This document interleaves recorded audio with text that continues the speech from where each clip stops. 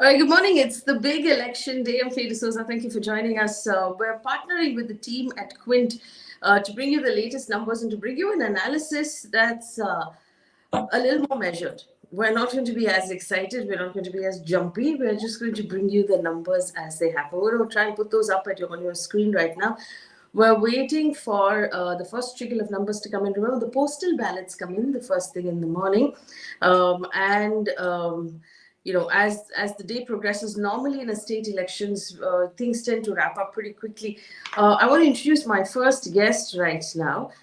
Joining me from the team of Quint. Now, remember, our team at Beetroot has a tie-up with the team at Quint. And so Quint is actually is going to be with us through the course of this morning, taking us through what they've learned from their ground reports on the ground, from how each state is moving. And to begin with, Aditya Menon, who is the political editor at Quint, joins me right now. Aditya, good morning, and thank you for joining us. And welcome to this collaboration between Quint and Beetroot.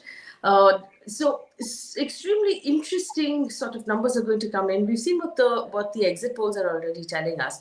But just to give perhaps our younger audience a bit of a perspective on what this means, if we go state by state, the big states of Rajasthan and Madhya Pradesh are key states right now because it's about the heartland of India, sort of the Hindi-speaking heartland of India, on which BJP has had a very strong hold.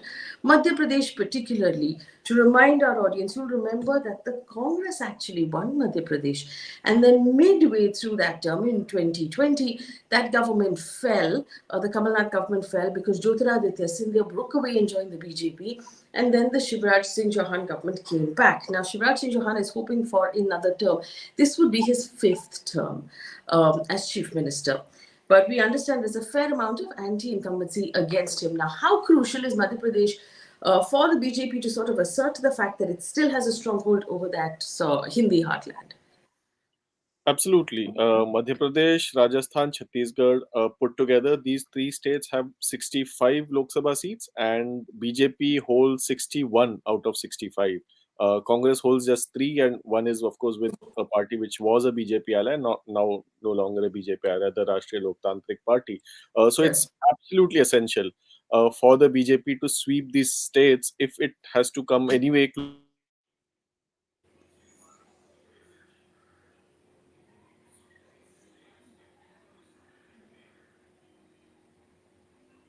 elections. We seem to have, having some trouble with that connection. We're going to try and get Aditya in again, but in the meantime, we'll try and pop some numbers out just to give our audience what we're talking about, an idea of what we're talking about. So we're talking about the 2018 assembly results for Madhya Pradesh, particularly where the Congress won 114 seats out of a total of 230. And crossed that, the halfway mark of 116 with the help of some allies. And it formed a government, but it was really the Scindia coup in 2020 that costed Congress that government. Remember, Scindia joining the BJP. And the Scindias are very important in Madhya Pradesh. It's always been really about, that sort of politics, because Madhya Pradesh was formed by combining some British-ruled provinces and princely states, and so the Scindias were always popular. And so it will really be interesting to see how Scindia's support group actually functions and how that votes. And there is a crucial sort of case here for Shivraj Singh Chauhan. Remember, Shivraj Singh Chauhan now aiming for his fifth term as chief minister of a state. If he's able to win this election against that whole wave of anti-incumbency, it would actually put him in a very powerful position going into the Lok Sabha elections of next year, because it will prove that he still has a very strong ground force. That it's something that cannot be denied even by the BJP high command in Delhi. Shivraj Singh Chauhan is also, our older viewers will know, from the Vajpayee Advani era. He's actually a BJP man from back then. And we do know, of course, that the current sort of administration of the BJP prefers younger people who don't have that much legacy from the past. So it would be interesting to see whether or not, Shivraj Singh Chauhan is able to cement his place as a as the stronghold really of Madhya Pradesh. Let's look at the other side. On the Congress side, I think we have Aditya back. Aditya, we lost you mid sentence, but it was a very interesting sentence. You were talking about the fact that the BJP has 61 out of 65 seats that go out of these three important states into the center, and that's why this is really important. These elections are really important. Absolutely. And in Madhya Pradesh, BJP has 28 out of 29. The only seat that they don't have is Kamal Nath's seat, Chhindwara, which is held by his son. So they really want a stable government in Madhya Pradesh so that they can repeat this sweep. Yeah, I mean, Madhya Pradesh in that sense represents the domination of the BJP in the Hindi heartland. They've ruled the state except for the 1.5 year interregnum. They've ruled it consistently since 2003 now. Uh, One of the longest stints in any Hindi state for any party. So let's look at Rajasthan for a second before we see any of those numbers come in. Rajasthan again, very interesting contest because both the BJP and the Congress seeming very strong, but as we've seen within the BJP, there's the Vasundhara Raje faction that's upset because Mr. Ajay has been sidelined. Within the Congress, there's a Sachin Pilot faction that's upset. So basically, there are this factionalism and this sort of possibilities of rebellion in both parties. And having said that, from your sort of understanding, where do you believe this election has flown? Because from most of the exit polls, it does still seem close. So, I mean, the early numbers seem to be pointing towards a lead for the BJP, and of course, these are postal ballots. And Rajasthan has a very high proportion of ex-servicemen who have posted, of servicemen who are posted in different parts of the country. So, obviously, I mean, we cannot have a decisive picture based on that, but I think Ashok Gehlot really pulled. Put up a very good fight towards the last 3-4 months. Some terrific schemes that the Rajasthan government introduced. There's Ayushman. There's the a scheme that gives health insurance to people. I mean, there is a scheme for gig workers. Indira Rasoi scheme. So through these schemes, they've provided some kind of a safety net to the poorest of the poor. And that is the vote which seems to be leading this fight back from Ashok Gehlot and the Congress. I just want to, point out again some numbers for our audience, right? If we look at the 2018 results of Rajasthan, the Congress won 100 seats, the BJP won 73, and they needed to cross that halfway mark of 100. So the Congress formed that government. But if you look at the Lok Sabha elections, it was in the opposite direction. The BJP got 24, Congress got 0. So is Rajasthan, Aditya, a state that works in like opposite directions for state and center? And is that likely to happen here as well? I mean, would we be wrong? My question is, would we be wrong to read too much into how this state votes from a national election point of view? So, I mean, Rajasthan, I think at the central level is a BJP leaning state. I think every election except for 2009, the BJP has won a majority of seats in Rajasthan. And in some of the elections, like 2004, they've really swept Rajasthan. They won 21 out of 25 in 2004. 2009, of course, the Congress won 20 out of 25. And subsequently, the last two elections, the BJP has swept every seat. So, I mean, it is a slightly BJP leaning state. Nationalism is very important in Rajasthan.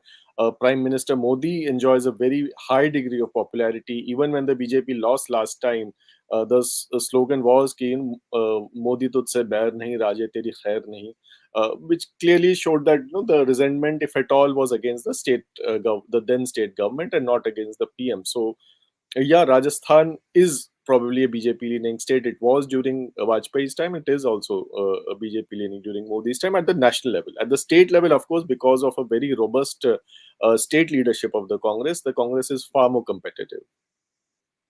Right, and so none of the numbers have really come in at this point, but just again to take our audience to how this works, Aditya, because we have a lot of young people who watch us.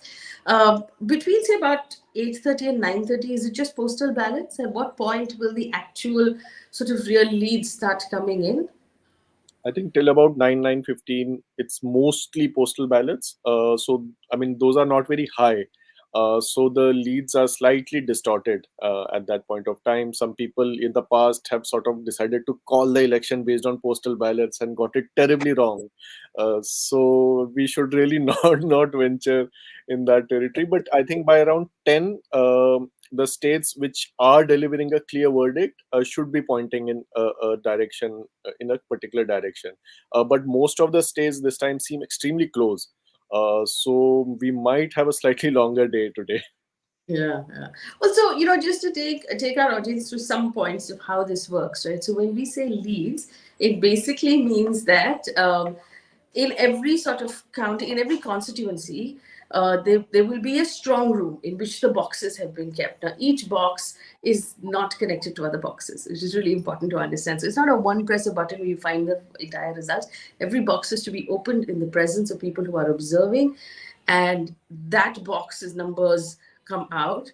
And as the boxes are opened, you have these numbers being posted. So you sort of get a sense of who's leading, but that's not the final result until all the boxes are open, which happened close to what, 1 o'clock, when the election commission gives the final numbers, Aditya?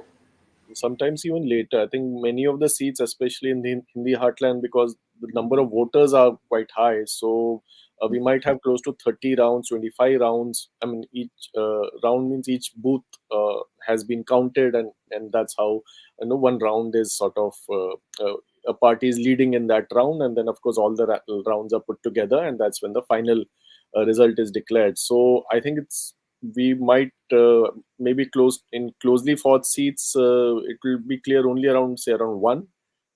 That's when probably the 18th, 19th round would probably be counted. Yeah, and also, just I mean, this is a question I know that we've sort of asked and answered in the past. This idea, and it'll come up. We know by the end of the day that the electronic voting machines have been hacked or compromised in some way. There's been absolutely no evidence up till now that this sort of thing is possible at all, isn't it? Yes, I mean there is no concrete evidence as such, but I think the election commission also could do with a little more transparency in probably counting all the VVPATs, so that there is no room for ambiguity or no room for anyone to question the process. So in that sense, yeah, I think a little more transparency would be better as far as EVMs are concerned. But of course, the security of EVMs. I think mostly, except for I remember one incident in Assam a couple of years back, EVM security has mostly been pretty tight from the side of the election commission. Let's look at Chhattisgarh as well, if I may, Aditya. Chhattisgarh, for our audience, has 90 seats. Halfway mark is 46. We're going to see those numbers starting to trickle in a little while. It's a really important state from the point of view of Naxal affected areas. Lots of tribal communities.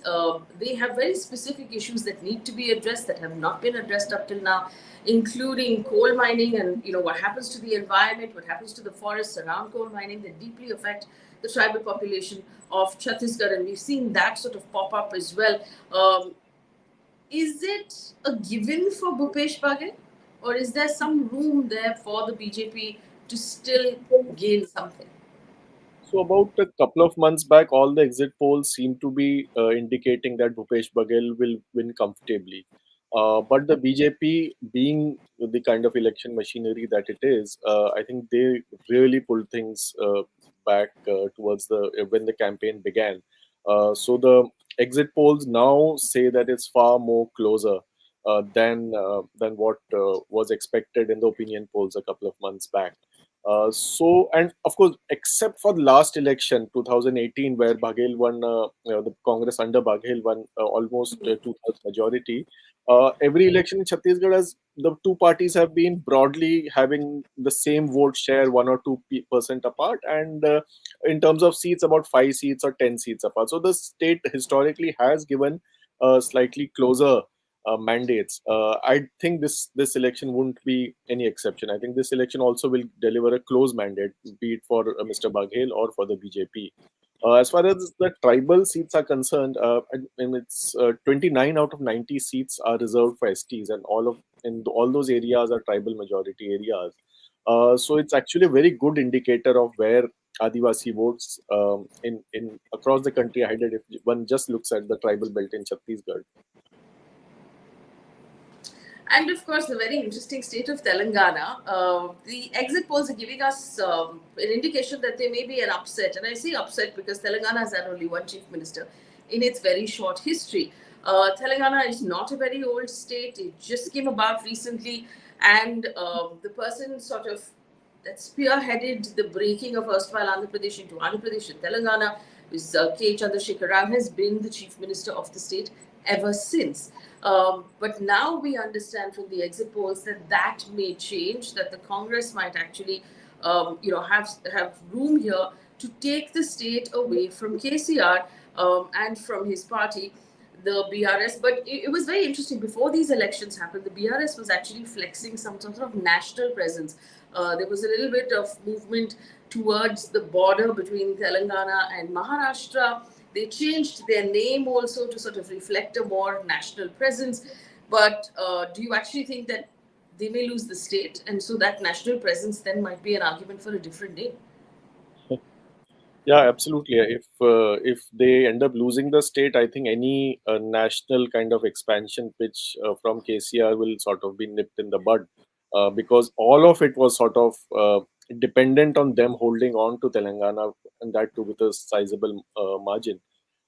So probably it's a gamble that KCR should probably have avoided, and it would have, and because the very identity of the TRS was that it's a party which spearheaded the movement for a separate state, and that delivered a separate state, which is a demand that had been existing for several decades. So, by sort of changing their name, this try to change their identity. Of course, it's not if at all, if they end up losing, it won't be just because of that.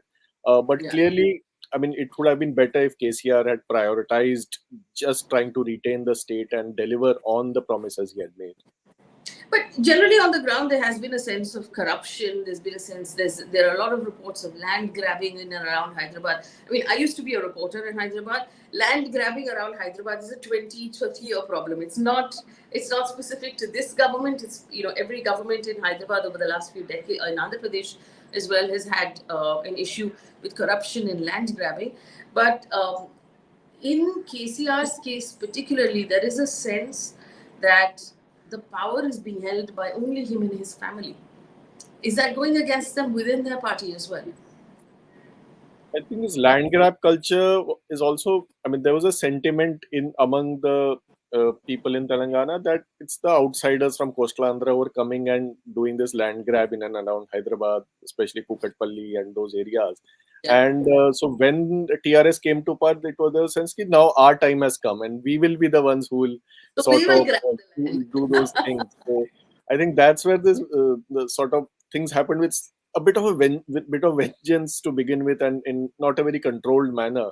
But I think in the first term, no one sort of realized because of course it's a government that was formed after a social movement. You can't dislodge those kind of governments very easily.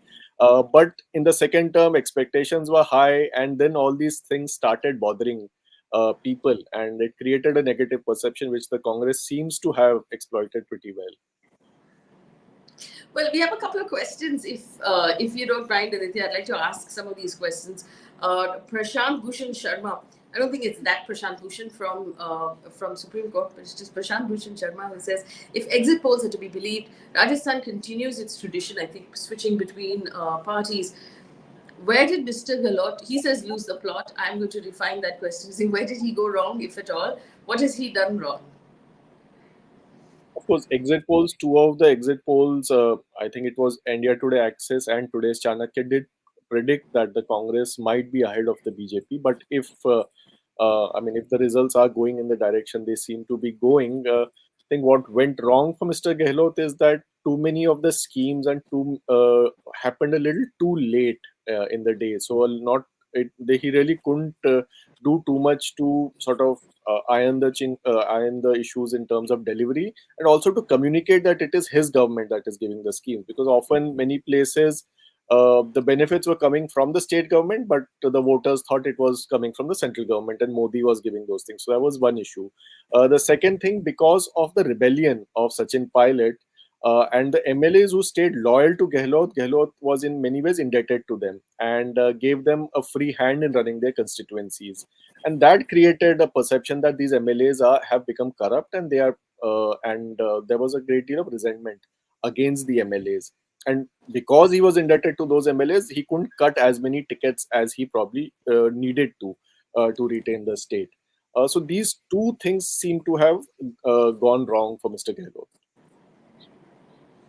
Um, there's one more question about Rajasthan, but I do want to ask you this: the BJP's main criticism of Gehlot has been that because he's been fighting with Pilot this entire time, they've not really focused on development. The second criticism has been about women's safety. Do you believe that these two things are true on the ground, and is that going to hurt the Congress?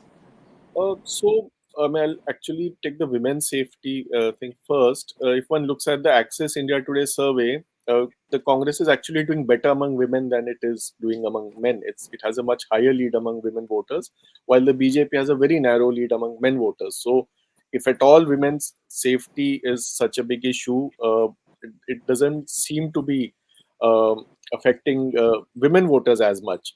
On the other hand, there are, of course, have been crimes against women in parts of Rajasthan, but that has been the case in other parts of the country as well. So yeah, I think women voters is probably not what has harmed Gehlot at all. The second is, of course, the claim of underdevelopment or not enough development work. There's no doubt that factionalism has taken a toll on the Congress, and it did affect governance, at least for that duration. Um, there's another issue that probably harmed Gehlot due to the infighting, is that the Gujar community, which voted overwhelmingly for the Congress, especially in eastern Rajasthan, just because they felt that Mr. Pilot could be the chief minister. That community is out to punish Mr. Gehlot.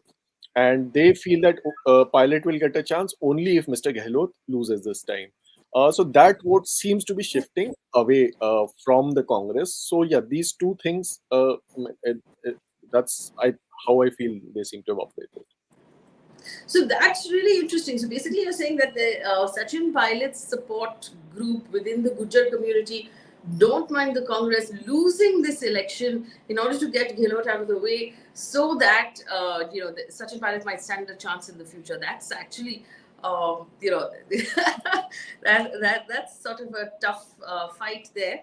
If we look at Gehlot and Kamalnath, senior politicians, um, if either of them happen to lose this election, what is their political future? Kamal Nath always says that, I'm still young, I'm still fighting, all of these things. But really, Digvijay Singh as well. What could their respective political futures be after this election? So I think, unfortunately for these two leaders, a perception seems to have been created in the central Congress ecosystem that they were operating as some sort of independent satraps. Like Kamal Nath gave an interview to a anchor who was blacklisted by the India Alliance, and when he was asked why he gave that interview, he said, "No, there is no India Alliance in Madhya Pradesh, so that's why I don't need to follow these rules." And Mr. Gehlot, of course, there was this entire episode between him and the central observers when they were trying to convince him to become the party president, and he wanted a say in the change of guard, which the high command didn't want. So, I mean, there have been issues between both these leaders and the high command. So, in case they both of them end up losing, both these states might be in for some kind of a generational change. And of course, in Rajasthan, it's very clear who the high command wants. It's Sachin Pilot. In Madhya Pradesh, it is not as clear. And I think some kind of arrangement will have to be worked out by keeping Digvijay Singh and Kamal Nath in the loop. There's an interesting question, and incidentally, all of our questions are about Rajasthan. This is NK who says if BJP does win Rajasthan, who will be the chief ministerial face? Now, BJP is not in the habit of announcing a chief ministerial candidate, only in the habit of announcing a prime ministerial candidate. But do you think that there's a possibility the name of Diya Kumari has been tossed about a bit as well? What is your reading of that situation? It's quite possible, but it depends on the kind of majority BJP gets. If they get 130, 125 plus, a stable majority, and they didn't fight the elections in the name of any one leader, the central government will have its say. And I think there's nothing that Vasundhara Raje will be able to do about it. But if they get something like 100 seats or fall just short of 100 or just a little over 100, then it will be very difficult for the party to deny Vasundhara Raje the CM's chair, because in any eventuality, there will be a chunk of MLAs who will be completely loyal to Vasundhara Raje. So, yeah. But yeah, then of course, let's look at if BJP gets over 130. Diya Kumari is one option. Balaknath is another person we should not discount. He's contesting from the Tijara seat. Known to be a very firebrand Hindutva leader. Called in this campaign, he's been called the Yogi Adityanath of Rajasthan. And the Yogi model has worked very successfully politically for the BJP. So they might be tempted to go for Balaknath. The other leaders in the fray are Rajendra Singh Rathod, very seasoned state leader, has a very moderate image, and very respected in the Rajput community. Arjun Ram Meghwal, if the BJP wants to address resentment among Dalits, then Arjun Ram Meghwal is also a good option. And then, of course, there is a senior most central minister who has always been seen as a potential challenger to Vasundhara Raje's Gajendra Singh Shekhawat. So I think it's between these 4-5 leaders. Diya Kumari, again, as you Yeah. mentioned, she's been given a very safe seat to contest. Narpat Rajvi, the son-in-law of Bhairav Singh Shekhawat, was shifted to another seat just to accommodate Diya Kumari in that safe seat. So it indicates that the central leadership does favor Diya Kumari a great deal. And maybe that favor could eventually make her the CM someday. In fact, for our audience who are not familiar with who Diya Kumari is, let me tell you, she is the granddaughter of the last Maharaja of Jaipur, of Man Singh. So she's considered sort of the Rajkumari, and this is a Rajkumari versus the Maharani, who is Vasundhara Raje, within the BJP, that sort of battle that's happening. And interestingly, she's been a member of parliament, and she was asked the night before her name was announced to contest in Jaipur. She's considered the daughter of Jaipur, so that's considered a very safe seat for her. But it was also seen, remember, when the names were announced, the lists were announced in the BJP, and Vasundhara Raje and her entire coterie was sort of sidelined in the first list. The announcement of Diya Kumari was seen as, this is our answer to that. So this is our replacement for Vasundhara Raje. So she's suddenly become really important within that entire environment, and everybody's keeping a very close eye on her. I'm just going to look at some of the numbers that are coming in, Aditya. For Telangana so far, the Congress, these are leads, guys, remember, and I'm reading this out at 9 in the morning, so these are just very early leads. The Congress is leading in 57 seats, the BRS in 34 seats, the BJP's lead is in about 5 seats. In Rajasthan, it's neck and neck as we had expected. We're going to put this up on the screen as well. In Rajasthan, the BJP is leading in 93 seats. The Congress is leading in 96. And that margin is so small that it's going to go back and forth for the next couple of hours and keep us on our toes, which is fun for us. May not be as fun for the guys in the political party headquarters who are watching these numbers. Chhattisgarh, BJP is leading in 37 seats and the Congress is leading in 47 seats. So the Congress has a comfortable lead. Like I said, these are early leads and these could change. Madhya Pradesh, the numbers have started. Some numbers are coming in. 198 leads have come in. BJP has 112 and the Congress has 86 leads. And the others, I mean, there are not too many numbers coming in so far. Remember, Mizoram is not counting today. Mizoram is counting tomorrow because Mizoram, if I understand correctly, did not want to count on Sunday. And the election commission finally decided that that was okay. It was actually the first time we saw a state say that we don't want to, want the counting date changed because they normally have the voting date changed, but Mizo didn't want to count on Sunday, so they'll actually count tomorrow. Your first response on the numbers that we're seeing, Aditya? I'm really curious about Rajasthan because when I checked just before joining, BJP was leading, and now it's really gotten close. So this Yeah, is it's very. going to be very, very tough. But it's also something that might work to the advantage of both Ashok Gehlot and Vasundhara Raje, and it'll give them a great deal of leverage vis-a-vis their central leadership. Telangana seems to now be quite clearly going towards the Congress, and it's a big state, a very resource-rich state that the Congress could probably get if these numbers stabilize. And after Karnataka, it would mean that the Congress controls a great deal of the south. I mean, except for Kerala, of course. Telangana, and I forgot. So, Kigai, we managed. We've got some numbers on the screen. We were struggling with that this morning. Remember, we're a small team. We're still trying to figure this out, but we want, the action. So we've now got numbers on the screen. Please appreciate the fact that our screen is clean and it's not jumping at you and giving you a seizure while you look at it. And I just want to ask you about Telangana. The Congress, led by DK Shivkumar, complaining of, I don't know if we can call it an Operation Lotus or an Operation Biryani, but they were basically saying that their their MLAs or their candidates had already getting calls from KCR's BRS saying, come, skip over, and they've got the resorts ready, and they're going to move them all to Karnataka where they can keep them safe. And does this just seem like sort of early messaging, or do you think there's actually some truth to this on the ground? I mean, I can understand why the Congress would be saying that because they did lose a large number of their MLAs to the TRS, now BRS, during the last 5 years. I mean, they won a much higher number of seats, but by the time the assembly ended, they had about half of the ones who were actually elected. So I can understand the Congress's fears on that. But if the numbers are if they do win a clear majority, I don't think any mischief would be possible. I mean, those things might. It's only in the eventuality of a hung assembly that that the resort politics would be required. But I somehow think Telangana or will not give a hung assembly. Telugu states usually don't.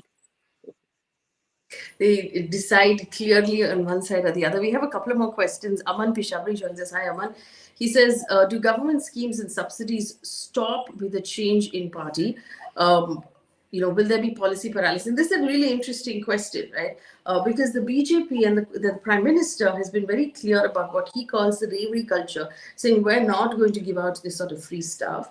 The Congress very clearly announcing the same set of guarantees or similar guarantees in all of the states that they campaign. What happens if someone has announced a certain number of sort of benefits or subsidies for the citizens and the government changes? Do they tend to cancel those subsidies? Is it even politically viable to cancel a subsidy once it's been announced, even by your opponent? I think the more popular approach is to repackage the subsidies as with the name of the current government. Maybe so if uh, I think if a KCR subsidy can be renamed something, and if in Rajasthan, if BJP wins, I'm sure Indira Rasoi will be changed into some other Mukhyamantri Rasoi or Deen Dayal Upadhyay Rasoi or something to that effect. So I think that is a way governments can sort of ensure that subsidies that people continue to benefit from these subsidies and yet derive political mileage out of that. So I don't think schemes will get cancelled, but yeah, a lot of schemes might just get repackaged, or newer schemes might come which are similar to these schemes. So the Right to Bandhu scheme, which is the scheme in Telangana that had done really well for KCR, which is basically they were investing in farmers and actually giving them sort of, for want of a better term, seed investment. Can we call it that? And it did really well.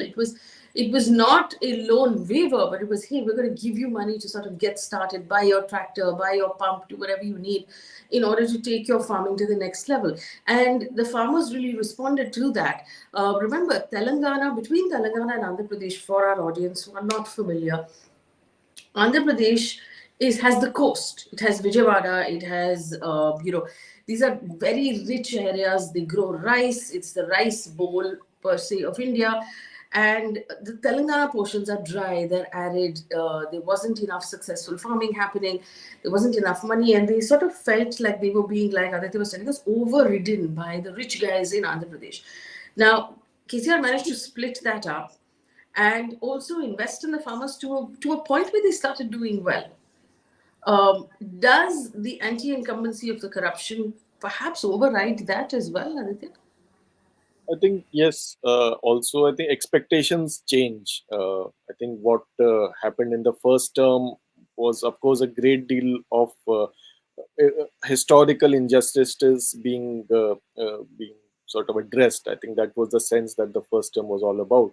But by the time the second term came, the economy of Telangana started doing much better. To KCR's credit, partly, and so expectations really changed. And what I mean, the kind of popularity that KCR had among farmers wasn't as much. Also, certain projects, a lot of land got taken over, farming land, and the protests against those projects also led to further resentment from farmers. So, I mean, for a number of these reasons, I think the kind of popularity KCR had among farmers um, isn't there anymore. I think the last mile delivery also suffered a bit during the last few years, which also added to the resentment against the BRS government. Okay, so keeping Rajasthan interesting, and you're gonna see that update on the screen as well. BJP is now leading in 99. Congress is leading in 98. We're not going to be able to see a clear margin in this, for a while. Clearer leads appear emerging in Telangana, where the Congress is leading in 66, in BRS in 35. In Madhya Pradesh, Congress is leading in 100. BJP in 113. In Chhattisgarh, Congress is leading in 54 and BJP in 34. Talk to me about Madhya Pradesh. That one's turning out to be very close as well. Sort of 13 lead margin is not very sharp right now at this time. I think I think lot of rounds are remaining, so many seats might just change hands. But I mean, it is clear that Shivraj Chauhan, the kind of the kind of anti-incumbency one would expect against for someone who has been CM for almost 18 years now. It's not there against him, and he still remains a very popular leader. He's also known as a very accessible chief minister, and a very affable, humble way of handling things, quite different from many of the other BJP chief ministers. So a lot of credit due to Shivraj Chauhan and the Ladli Behna scheme, which towards the end I think really uh, gave him that last minute push. So I think, and Congress would probably have to reflect on how they handle this campaign. It's of course still early numbers, but I yeah, I think Kamalnath, Digvijay Singh, and they sort of manage this entire election together. So and it remains to be seen how this pans out for both of them. How important is Jyotiraditya Sindhya in this election? A lot would depend on how the MLAs loyal to him have done, because his entire clout within the BJP would depend on that. And of course, if BJP wins a sort of a close majority, then that would give Sindhya a little more leverage with the party's central leadership. He's of course I mean, the central minister, holding an important portfolio. But in case the party does badly in the Sindhya belt, which is the Gwalior, Chambal, Guna, that region, then I think Sindhya, a lot of his political capital would go down. Last time the BJP did badly there, and of course Sindhya was in the Congress, because a lot of caste violence had led to Dalit consolidation in favor of Congress. And of course, the Atrocities Act protests also led to a counter reaction from upper caste, who also didn't, who felt that the BJP is not doing enough to protect them. So BJP lost out support of both the forward and oppressed castes in that region. But this time, of course, the party has tried to address those issues, and Sindhya is also on board with them. So they would obviously hope to do well. One interesting figure actually in this entire thing, who's a non, is Dhirendra Shastri, the popular godman, and he wields a great deal of influence in the in the Chambal region. A few days back, we saw Vasundhara Raje going and paying her respects to Dhirendra Shastri. So he's one political player to really watch out for. Kamal Nath also, interestingly, has good ties with Dhirendra Shastri. So if one is discussing the politics of MP and Rajasthan, um, this is one interesting player from outside the political sphere who wields a great deal of influence. Some more questions. Can we expect horse trading if the difference of seats is not very big? If this, what does it say about our democracy? I think it's said plenty of things about our democracy up till now. And it's not just, I mean, horse trading now, by the election results. I mean, we've seen what we've seen. Operation Lotus, if we're officially calling it that, actually plays out for 2.5, 3 years after the elections are over, because there's constantly sort of a wheel clicking at the bottom underground, sort of constantly trying to pull people away. Look at Maharashtra.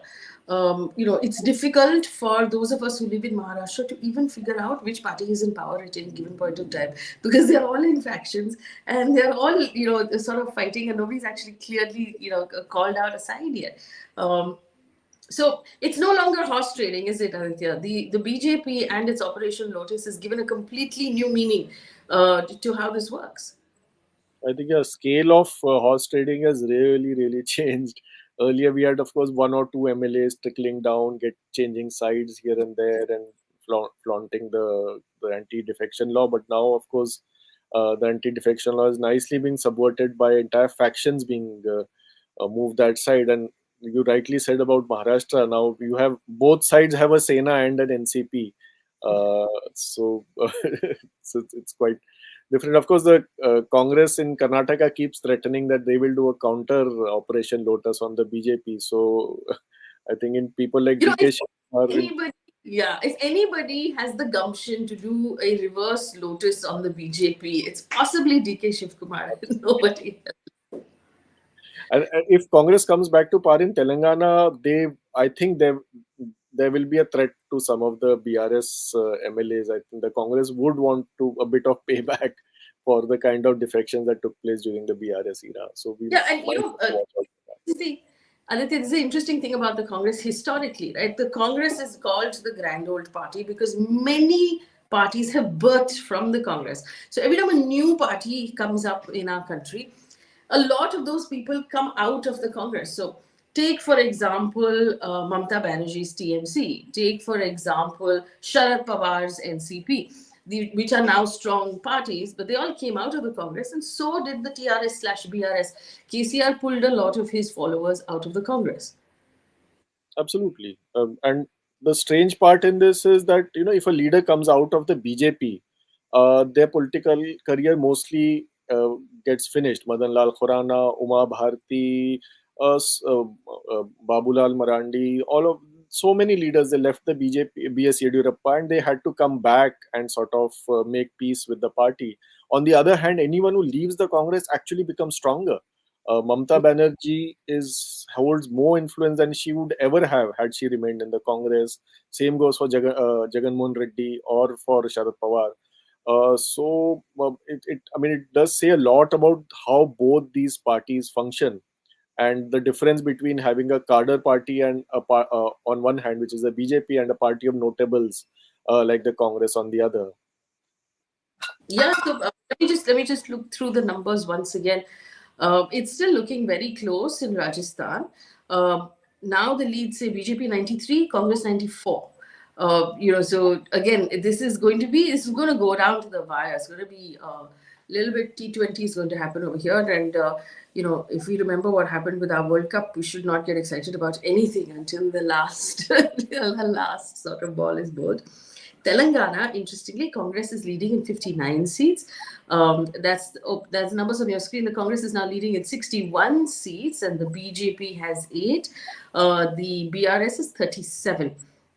In Yeah. Chhattisgarh, the Congress is leading in 52 seats, and the BJP in 34. So that, is that lead, is that margin wide enough right now? Do you think that might close? It 34 to seems, yeah, I think this is getting comfortable for the Congress. I think I don't see it change much from here. I would actually like to, in fact, go to some of the candidates, the Yes, VIP candidates who seem to be yes, leading. yes. Let's do that. Yes. So, K. Chandrasekhar Rao is leading in Gajwel. KTR is leading in Sirsilla. Bandi Sanjay of the BJP is leading in his seat in Karimnagar. Madhu Yakshi Gaud of the Congress, he's leading in his seat. Akbaruddin Owaisi is leading in Chandrayan Gutta in Hyderabad. Oh, we're just going to try and get Aditya back. Also, remember, very interestingly, KCR Chandrasekhar Rao decided to contest in two different seats. I wonder if Aditya reads that as him being slightly insecure at that point. Like he said, the entire family, the KT Ramarao, who's his son, is also leading in the seat that he's contesting in. Harish Rao, who's the nephew, we're going to try and pull that up and see. He was contesting out of Siddipet, and we're going to see if he's leading there as well. Those numbers that we're going to put up on your screen, the BJP, the Congress has crossed in its leads the halfway mark in Telangana. So remember, there are a total of 90 seats, and the Congress has crossed now 60. Um, yeah, it's crossed 61 seats out of a total of, I beg your pardon, 119 seats there. So Congress is looking very comfortable in Telangana. Congress is also looking very comfortable in Chhattisgarh. We put up Chhattisgarh as well. A total of 90 seats, 90. There it is. The halfway mark is 45. The Congress is leading in 52 seats. So that is a really comfortable place for the Congress to be in Chhattisgarh, at least. We're going to try and get Aditya. Aditya, yes, you were taking us through the Yeah. star candidates or the VIP candidates of Telangana. Yeah, I think Telangana, when I was got cut off, probably Akbaruddin Owaisi was leading in Hmm. Chandrayan Gutta in Hyderabad. Then in Madhya Pradesh, Shivraj Singh Chauhan and Kamal Nath are both leading in their respective seats. Narottam Mishra, the Home Minister, was trailing in the initial rounds. In very interesting character. I don't know if he has recovered ground since then, but that'd be very surprising if Narottam Mishra He's, ends up. he's sort of the whistle for the BJP, right? Narottam Mishra starts up a lot of controversy. He tends to be fairly communal in the statements that he makes. So he's in the news a lot. It'll be very interesting to see how his constituency reacts to him. Absolutely. And Narottam Mishra, yeah, he sort of says the things that Shivraj Singh Chauhan often doesn't. He's not known to share a very great equation with the chief minister. And I think he sort of, because he feels that if he gets in the news and is seen in a particular way ideologically, might improve his chances of becoming CM. Narendra Singh Tomar, the agriculture minister of India, he is also leading in his seat in Datia. He's fighting a very tough seat. So this is important, and if it is going to be a tough battle between the BJP and the Congress, seats like these where BJP fielded its senior leaders might just make a difference for the party. Let's so here's the thing, right? So in Telangana, Congress is currently leading in 62 seats, so well past that halfway mark. Same with Chhattisgarh. So both of these seats with the states looking a little comfortable for the Congress at this point, but the gap between the Congress and the BJP widening in the other two. In Madhya Pradesh, the BJP is leading in 138 seats out of a total of 230. And in Rajasthan, the BJP is at 99, the Congress is at 88. So that gap has widened. And as the boxes get opened and counting proceeds, you expect the gap to get even wider, Aditya? So in Rajasthan, there was this theory that was there in the state that the state government employees are very supportive of Mr. Gehlot because he's really done a lot for them in terms of their pension scheme and everything. So and a lot of the postal ballots are of state government employees who are placed in other parts of the state because of election duty. So it is possible that part of the initial leads could have been due to them.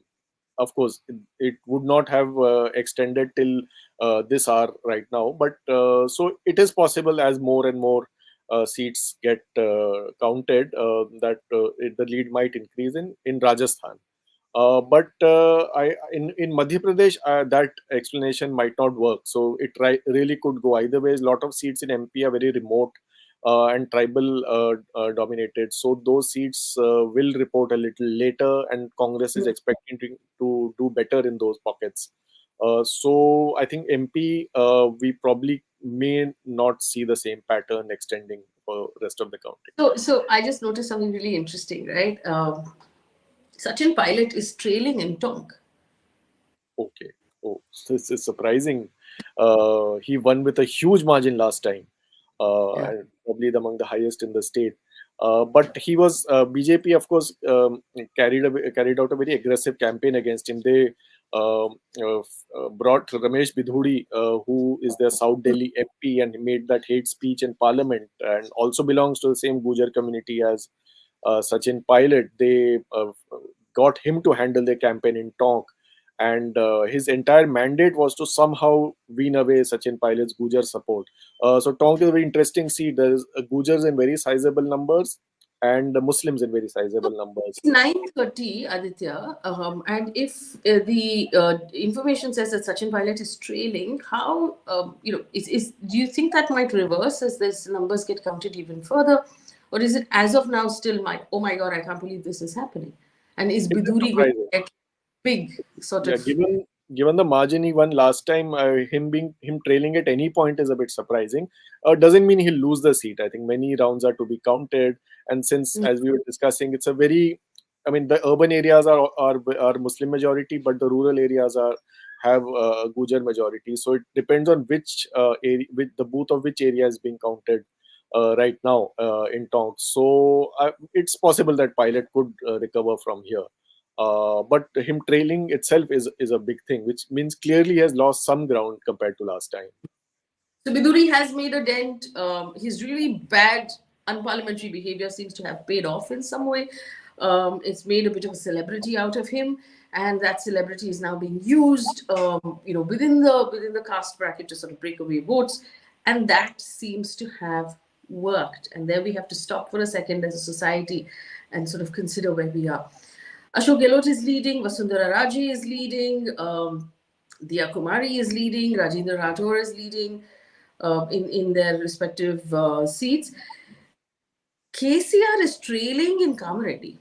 Now Oh, again, I was when KCR is actually contesting in two different constituencies, two different seats, which is normally considered a slightly insecure thing to do for someone like him. yeah, and Kamareddy, if he's trailing Kamareddy, which means Revant is leading in Kamareddy because they were up against each other in that seat. I think the idea for KCR, of course, was that because Kamareddy is closer to the Maharashtra border, it might act as a launch pad for him to expand in the neighboring areas of Maharashtra. But that if he's trailing at this point, it's a very difficult news for him, and maybe this gamble backfired and gave an opportunity to the Congress. Mohammad Azharuddin is trailing in Jubilee Hills so far. That was just interesting. There's nothing really to read into that, but I do want to ask you about Owaisi.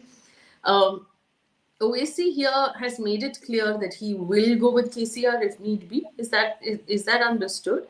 And where does that sort of place him on the national stage? Yes, if KCR is short by about 5-7 seats, then Owaisi will definitely help him out. The problem for Owaisi will come if KCR is fall short by even more.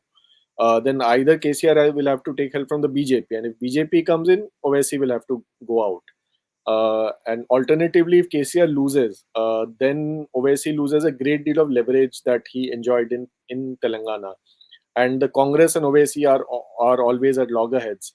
And the last time the Congress was in power, Akbaruddin Owaisi was arrested and Kiran Kumar Reddy was the chief minister over there. So, I mean, that's also then the entire episode in Charminar happened when the protests around that people who wanted to get a temple constructed, and so on that issue, Owaisi withdrew support from the Congress government. So if the Congress comes to power in Telangana, we might expect a little more friction between the MIM and the Congress over there. So, Aditya, I'm just going to introduce your colleague Himanshi, the here senior correspondent who covered Rajasthan, joins us as well. Himanshi, thank you for joining us. Before I ask you a question, I just want to point out also Kailash Vijayvargiya is leading in Indore, and so is Narendra Singh Tomar leading in Bhimani. This is in Madhya Pradesh. So, Interestingly, these sort of national leaders who've been parachuted are also doing well for the BJP. The BJP sort of made that move. Going back to Himanshi, it's still fairly close in Rajasthan for the BJP and the Congress. But are you noticing any interesting trends there between the East Rajasthan, where the Gujar community had come out very strong for Sachin Pilot? I mean, the numbers are telling us that Sachin Pilot is trailing a little bit. What's going on? I mean, this is of course interesting. I mean, if Sachin Pilot so far is trailing, but I think trends will change as we, as we progress here. But the one thing that I also observed on ground was that unlike last election, the Gujar vote might not come to Congress in a bulk this time, because they probably they've realized that for their leader, who's Sachin Pilot, they've realized that for him to take the center stage in the Congress party, Gehlot has to go. So for that, voters on a whole might want to quote unquote punish the Congress, because that was the word that was being on the ground, being used on the ground. So Sachin Pilot might not lose his seat because, I mean, these are still early trends. But yes, there is a possibility that the Gujar vote on a whole might move to the BJP this time. Actually, tell me something. So we do know that Rajasthan traditionally tends to have a lot of linked families, right? Lots of people from the villages joined the armed forces, at the Jawan or the Subedar sort of stage. The Congress brought up the Agniveer scheme as in its campaign, saying this is what the BJP is doing to sort of cheat you out of the benefits you get as army people. But what the signature of those families is that they tend to be very nationalist, which is a emotion that goes with the BJP. So, what was your sense when you were traveling on the ground as to which way the army, military families or the Jawan families were voting in Rajasthan? Congress largely in their campaign in the run up to the elections, they did focus on a lot of micro schemes. I mean, be it, pointing out the Agniveer problem or launching their own welfare schemes. But it's very difficult gauge a sentiment that, oh, these are the issues that are being used to vote.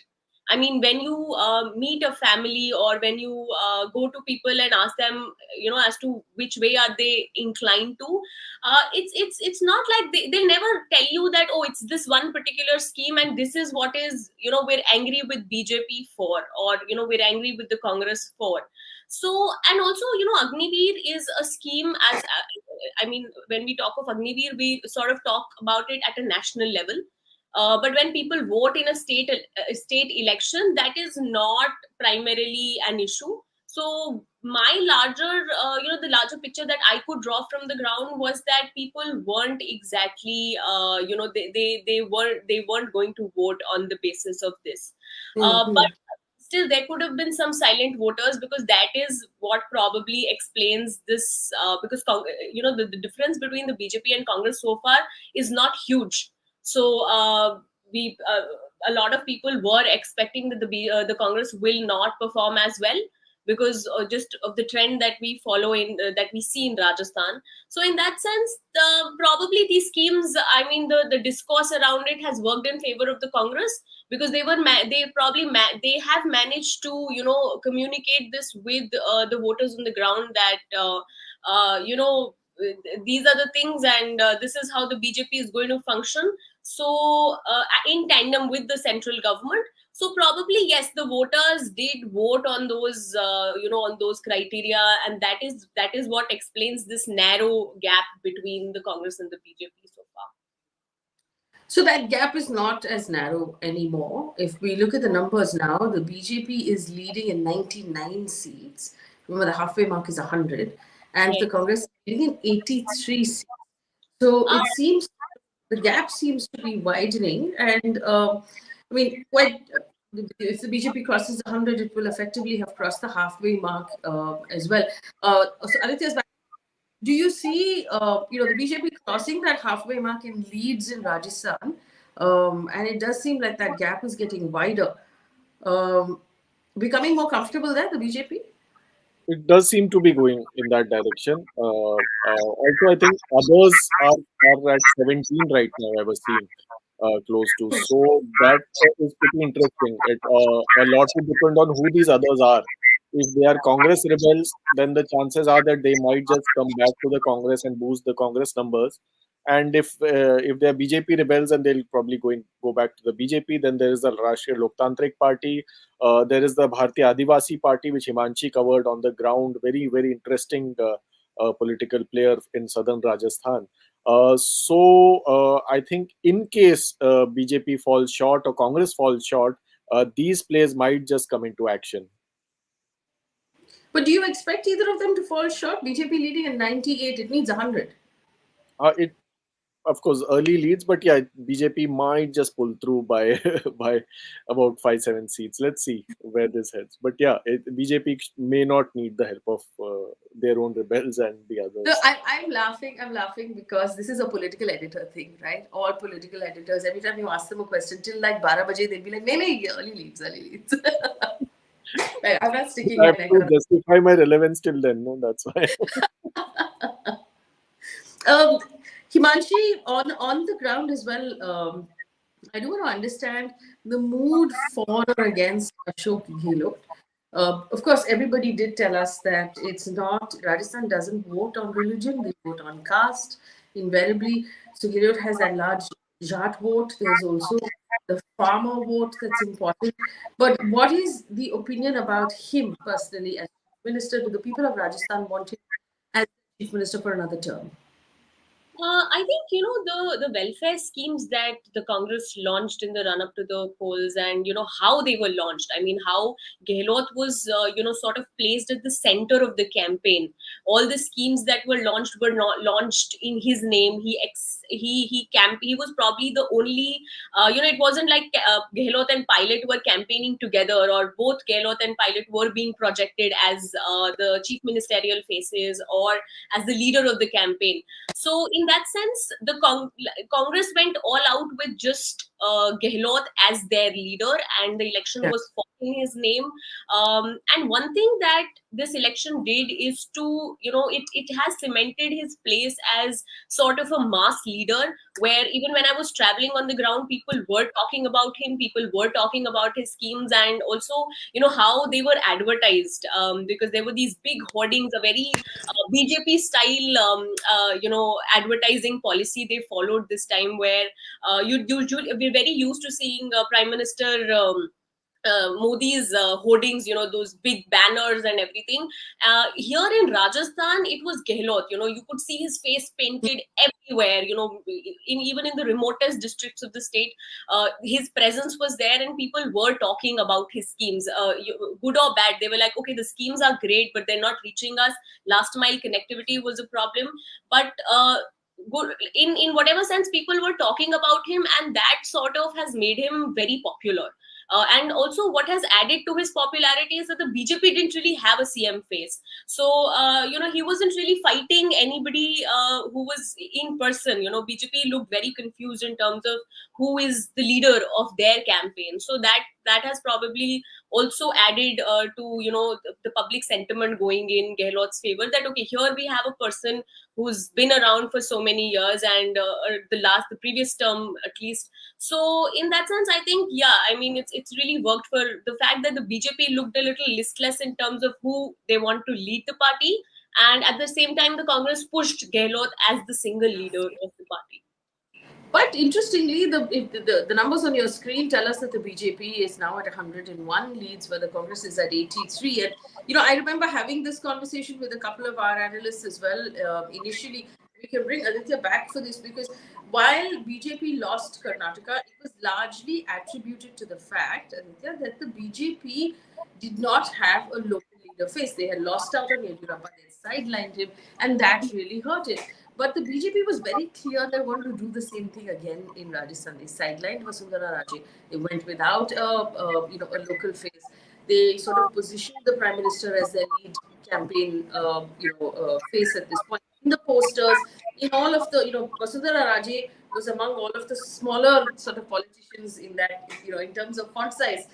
compared to the Prime Minister, who was the lead very clearly. So the BJP not wanting to budge from its policy of we will not, we will not sort of empower a local strong man, and in this case, a strong woman, not in, announcing chief ministerial candidate. And in this case, it's seeming to have paid off.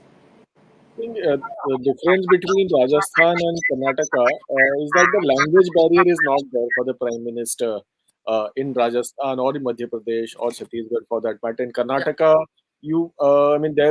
there is still that barrier. Even though PM is popular, but he still can't reach out to the voters in the way that he can in these Hindi heartland states. So BJP probably can afford this kind of an approach in the northern states. Also, there was, with Vasundhara Raje, it's always a gamble because there are, of course, people who are extremely loyal to her and who believe she has done a terrific job as chief minister. But there are equal number of people within BJP supporters who feel that Vasundhara Raje didn't do enough, or she alienated certain caste groups and lobbies. So I think the BJP decided to take this gamble, and the numbers seem to indicate that it has paid off. We have a question, Aditya, from Aman, who says that India Today says Kamal Nath is trailing. I don't believe it is. According to us, his number, he's not trailing. He's leading, isn't he? Yeah, he was leading until when I last saw, and it would be very unlikely if Kamal Nath loses his own seat. But overall, of course, it seems to be a disappointing day for Kamal Nath because the Congress in all probability, is going to lose the state. Yeah. And also, this was personal for Kamal Nath. After the way his government was sort of ousted by Shivraj Singh Chauhan, Jyotiraditya Scindia walking out on him not being able to sort of hold that together. This campaign would have been his sort of way of getting back, but that's not going to be the case. Again, we did talk about this a little bit. What happens to Kamal Nath going forward? He's always been sort of a national politician. What do you think is going to happen now? I think it's going to be a very difficult time for Kamal Nath from now on because he also has followed a certain approach in this campaign, which is not in line with what the Congress does nationally. He flirted quite extensively with Hindutva outfits like the Bajrang Sena. Our reporter Fatima Khan will join later in the session. She did a very extensive profile of the Bajrang Sena and Congress's Hindutva supporters, some of whom had even campaigned for Yogi Adityanath in 2022 in Uttar Pradesh. If once and Congress nationally under Mr. Kharge and Rahul Gandhi, they are very clearly following an anti-RSS, anti-Hindutva line. So Kamal Nath's politics wasn't in line with that. He, of course, justified it, saying that the realities of his state demand that he does that. So, but now if even after all that they fail to win Madhya Pradesh, it would probably mean the end of his stint in state politics. I'm sure the Congress would still accommodate him in some way or the other in national politics, maybe even make him contest the Lok Sabha election next year. But as the Congress is faced in Madhya Pradesh, this is probably the end of Kamal Nath's era. So, one more interesting sort of politician, Vasundhara Raje, and I'll take this question to Himanshi first. Himanshi, the BJP now leading quite clearly in Rajasthan. Let's assume, hypothetically speaking, because as Aditya keeps reminding us, these are early leads. Let's assume the BJP does win the state. What happens to Vasundhara Raje? Will her sidelining then be sort of cast in stone? Yes, I mean, even if the BJP, no matter, I mean, of course, there's no chance now that they're losing, but even if no matter if they'd have won or. Yeah, I mean, as per early trends. So, if the BJP wins with a comfortable majority here, it's, I think, the end of road for her. Her in the her career within the party. what she does after this, if she tries to go solo, start her own party or something, I mean, that's for her to see. But yes, I think if the BJP wins comfortably, it will sort her sidelining will be justified. But if the difference, or if the if the gap is narrow, I think in that sense we'll have to really check who are the others who are winning. A lot of Vasundhara Raje's supporters did, her confidants, they did contest as independents. So if the gap is narrow, and if she still has some hold on the others or the independents who won, then she might come back into the picture, and she might really help the party form the government.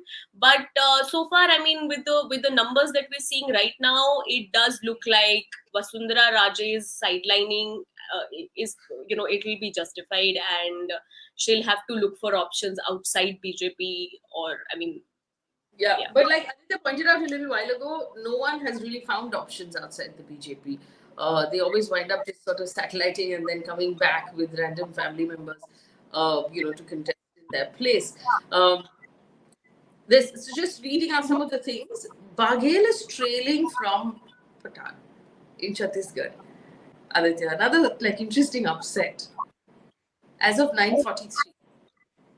Yeah, this I think he will probably pull through in the end.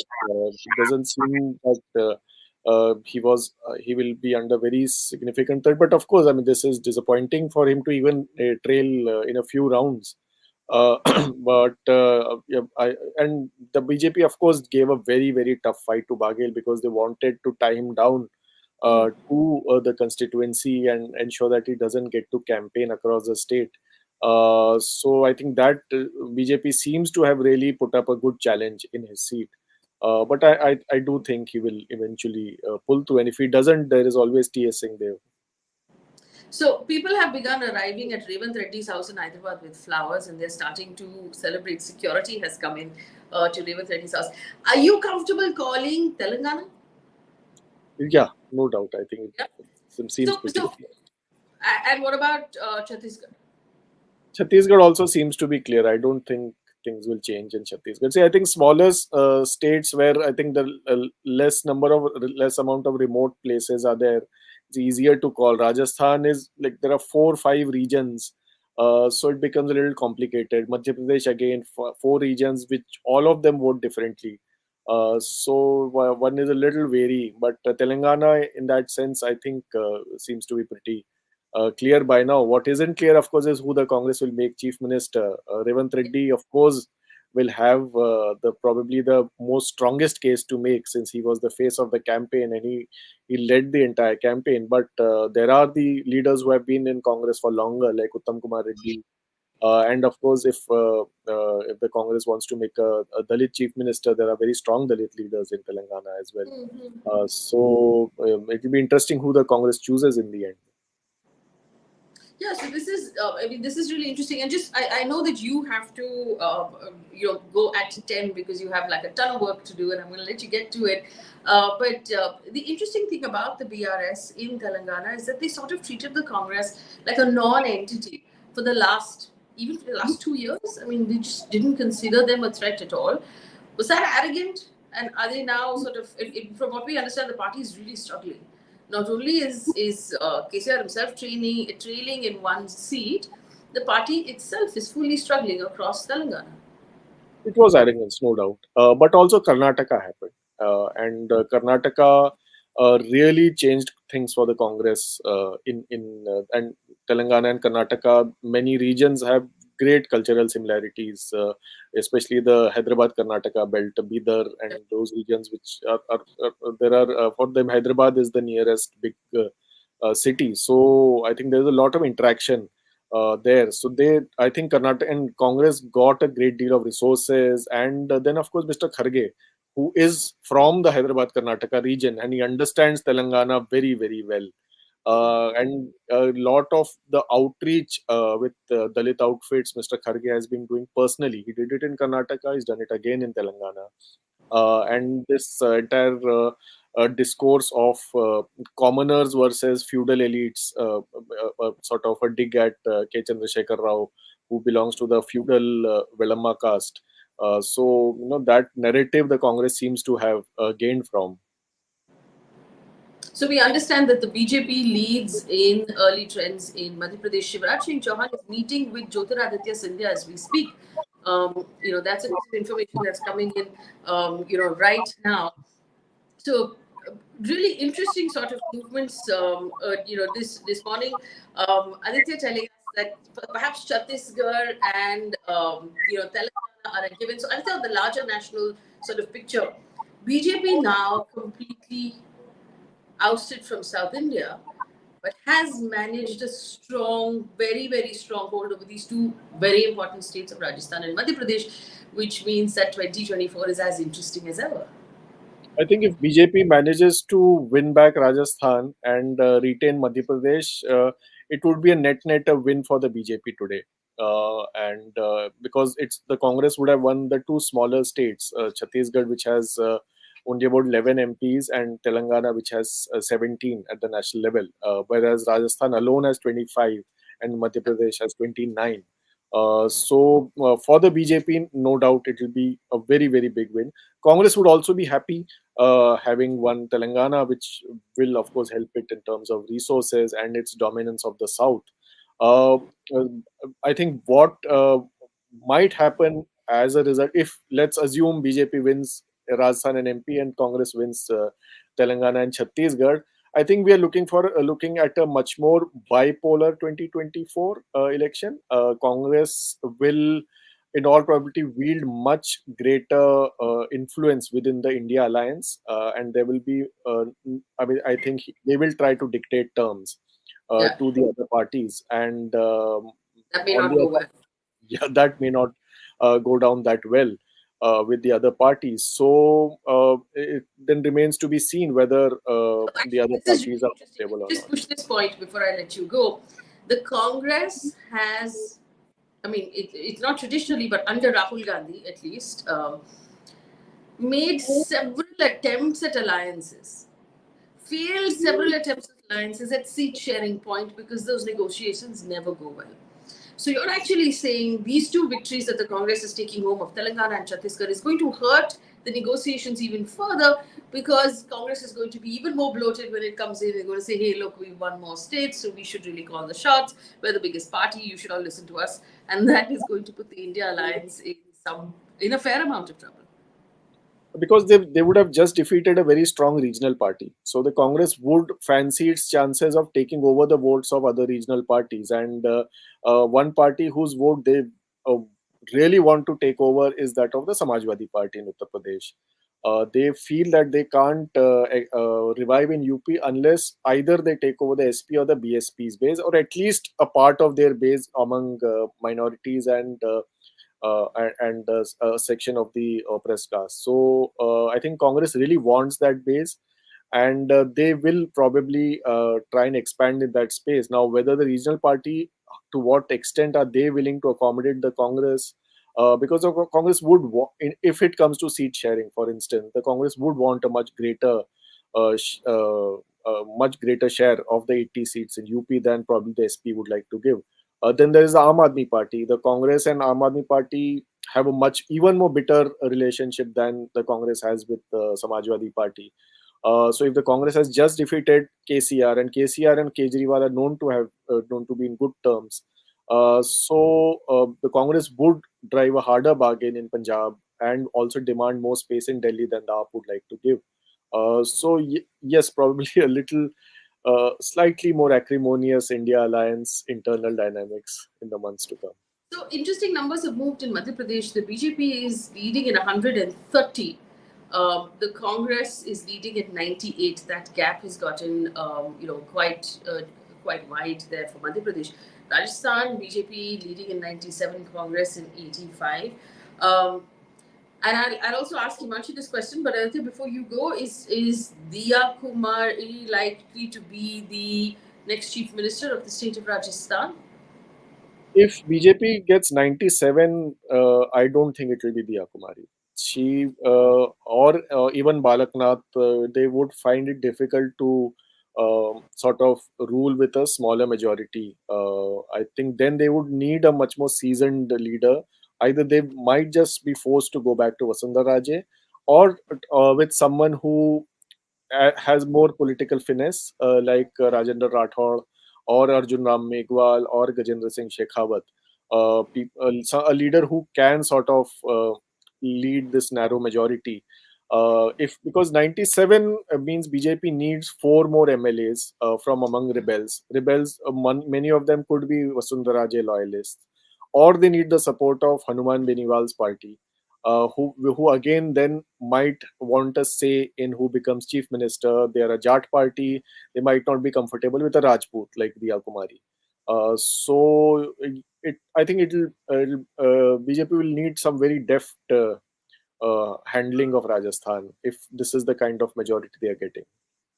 Yeah. All right, Aditya, I know that you have to run. Thank you so much for your time. I do hope we can catch you again during the day when you're writing your copy and you have a little more time for us when you found something interesting in the numbers. But I'm going to take the conversation back to Himanshi. We have more people from the Quint team joining us in a bit. But Himanshi, interesting question about how the BJP is going to choose, if it has to, a face for the chief minister's seat in Rajasthan. BJP now leading in 99. So 99-83 is where the numbers in Rajasthan are at this point. What's your guess? I mean, it's pretty much in line with what Aditya also just pointed out, that if they're only leading with a slight majority by the end of it, I think they will need a more seasoned politician, and they might have no option but to go back to Vasundhara Raje. And honestly, that is what Raje was also backing on throughout her campaign. I did a report and I spoke to a lot of BJP workers. I think it was 2 months before the state went to polling, and a lot of people told me that by the end of it, Raje, what she was trying was to negotiate for more number of candidates who were her own loyalists. She was trying for the party to give more tickets to her loyalists. I think she did see this coming, because eventually, if it's a very close, if it's a very close result or a very tight result, the party will have no option but to go with the person who yields more command on the winning candidates or the MLAs eventually. So in that sense, yes. But if the party does have a comfortable, if they move to a more comfortable number, they might want to go with somebody like a Diya Kumari or a Balaknath, because there were some surveys which came on the exit polls on the exit polls day, where Balaknath was apparently the most preferred choice for the chief minister after Ashok Gehlot, which was quite surprising, because we've seen that election in Rajasthan. It's not fought on a religious, along the religious lines, and Balaknath, his form of politics or his position himself is like a Hindutva leader. People call him the yogi of Rajasthan. So in that sense, that was pretty surprising, and in him the BJP also has another option. So I think for now, 3 or 4 people are still in the running: Vasundhara Raje, Diya Kumari, Balaknath, and if need be, they might want to go with Rajendra Rathod or somebody else who's more seasoned and who has more say in the state politics. Well, Ishwar joins us as well from the Quint. He's associate editor. Traveled through Rajasthan, Ishwar? Yes, traveled through Rajasthan. 5 cities. It was a bike ride, and mostly focused on the areas where Mr. Pilot has quite a lot of clout, including his own constituency. But as we speak, currently he is trailing from his constituency, so that's quite a big deal. Since you went there. So, I mean, it's not surprising that currently he's trailing, because as Aditya keeps reminding us, these are early trends. But I mean, when we were on the ground, it was clear that there was an undercurrent against Pilot. There was a lot of, people adore him. His charm hasn't gone anywhere. But what has happened traditionally with the constituency like Tonk is that, firstly, he was the first non-Muslim candidate ever to be fielded in the constituency.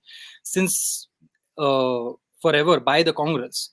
Secondly, the Gujar factor really worked for him in 2018. And what people also voted for in 2018 when it came to Sachin Pilot is that they thought they are voting for either a chief minister or a deputy chief minister.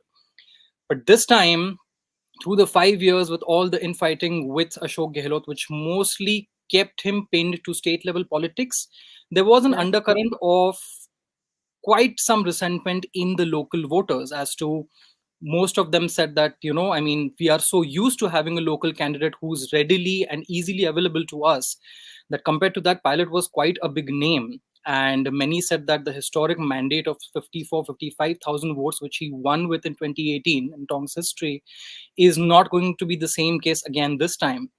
There was also quite some resentment within the Muslim section of the voters, with several statements of Pilot not having gone down well with the local community there. His statement on Tablighi Jamaat, or his silence on the Junaid Nasir case. In fact, we also had an incident a few months ago where Muslim Congress Party workers, they kind of cornered Pilot while he was visiting the constituency, and asked him in front of cameras as to why you haven't given a statement on Junaid Nasir yet. So lots of factors were at play. What also I think went a little against Pilot this time was the BJP had a clear strategy to kind of pin him down to his own constituency with three key Gujar leaders in the region. One was Lok Sabha MP Sukhbir Singh Jaunpuri, a big Gujar face in the region. Yeah. Then the party brought in Ramesh Bidhudi, who's a national Gujar face for the community. And third, in fact, was right next to Tong from the constituency of Deoli Uniara. The BJP fielded Vijay Bensla, son of Kirodi Lal Bensla, who was one of the biggest Gujar leaders that the state has ever seen. So quite a lot of factors have gone against Pilot this time, and there was a clear strategy at play from the BJP. But then it remains to be seen, because we are still 2 hours into the counting, and let's see what happens, especially in Tong.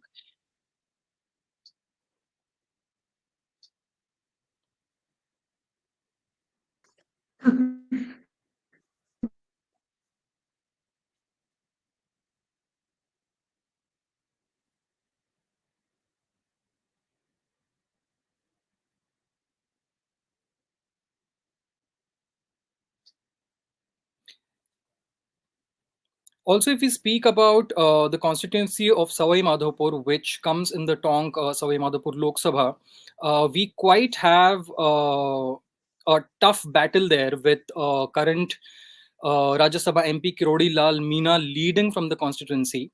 And what was at play in Savai Madhopur was the factor that worked against sitting Congress MLA Danish Ali. Now, this is a constituency where among the Gujars, the fan following of Sachin Pilot is very, very strong. Like, his supporters are quite personal about Pilot's victory. And the Gujar leaders, etc., that we spoke to on the ground, said that the major reason that they would not vote for Danish Ali this time is because of what happened back in 2020, when the entire rebellion by Pilot, which was led in Manesar. Danish Ali was one of the three MPs that switched from the Sachin Pilot camp to the Ashok Gehlot camp at that time.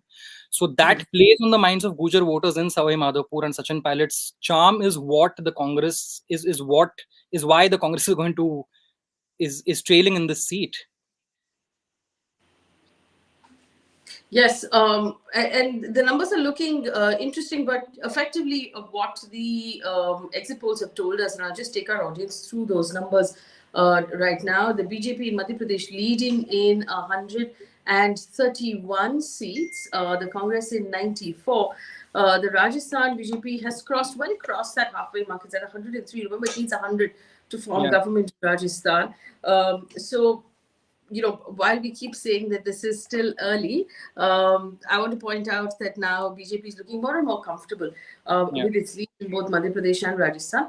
And then, of course, there's Telangana and Chhattisgarh, which I think has completely gone the Congress's way so far. And so, that's an interesting space as well. Ishwar, Nagarjun Rao has asked us a question. He said, is there a clear north-south divide in how people are voting, or perhaps looking at the BJP, where the BJP seems to be getting stronger in those Hindi portions. And the interesting thing is it's Hindi, right? So the BJP Yeah. has that language advantage which it lacks when its star campaigner, which is the Prime Minister, or the Home Minister, or JP Nadda, or any of these sort of national leaders go down south, they have trouble communicating, which they don't in places like Rajasthan and Madhya Pradesh, and that sort of makes them even stronger going into the general elections. So, is the North looking at the BJP differently from the South, or is it just language? Well, I think the election trends state after state that we see, it is quite clear that the South has started voting differently than it used to before. I mean, even for regional parties, like if we take the BRS right now, KCR has been in power for the past 10 years. We all saw what happened in Karnataka recently, where the BJP has always been quite a strong face in the state. But the lead that the Congress took in the earlier Karnataka elections was massive. So, from electoral results, yes, it clearly seems that the North and South are voting differently. Even with states like, for example, I mean, Rajasthan. Rajasthan has a trend of flipping governments every 5 years, and BJP again has been for quite a while a very strong phase there.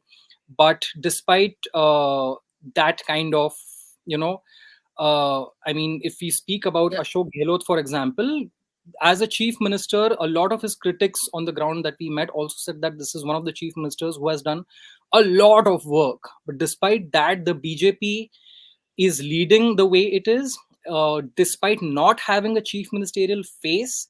So it clearly shows that there is, again, a proper pattern that we can draw now that the South has no presence of the BJP at all.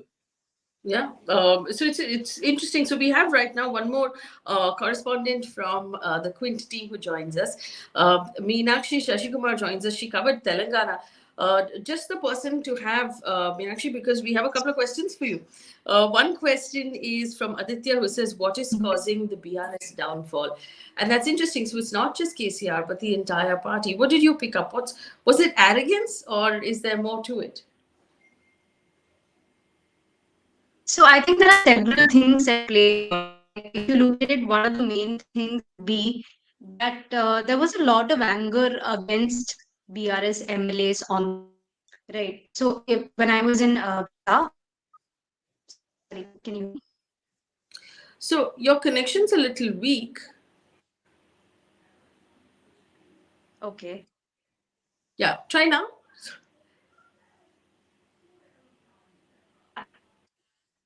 Can you hear me? No, that's still breaking up. We're going to just, my colleague Ira is going to call you and see if we can improve on that connection. In the meantime, Ishwar, Sachin Pilot's still trailing.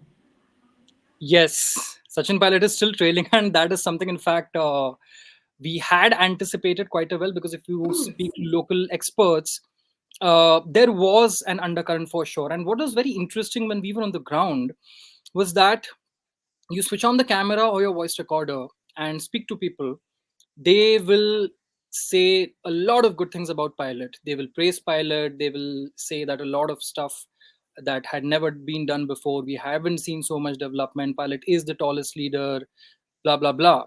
But the moment you speak to people off the record, the undercurrent was quite clear. The undercurrent from within the party was quite clear. The undercurrent of the undercurrent against Pilot within the Congress party and the local tonk unit was quite strong.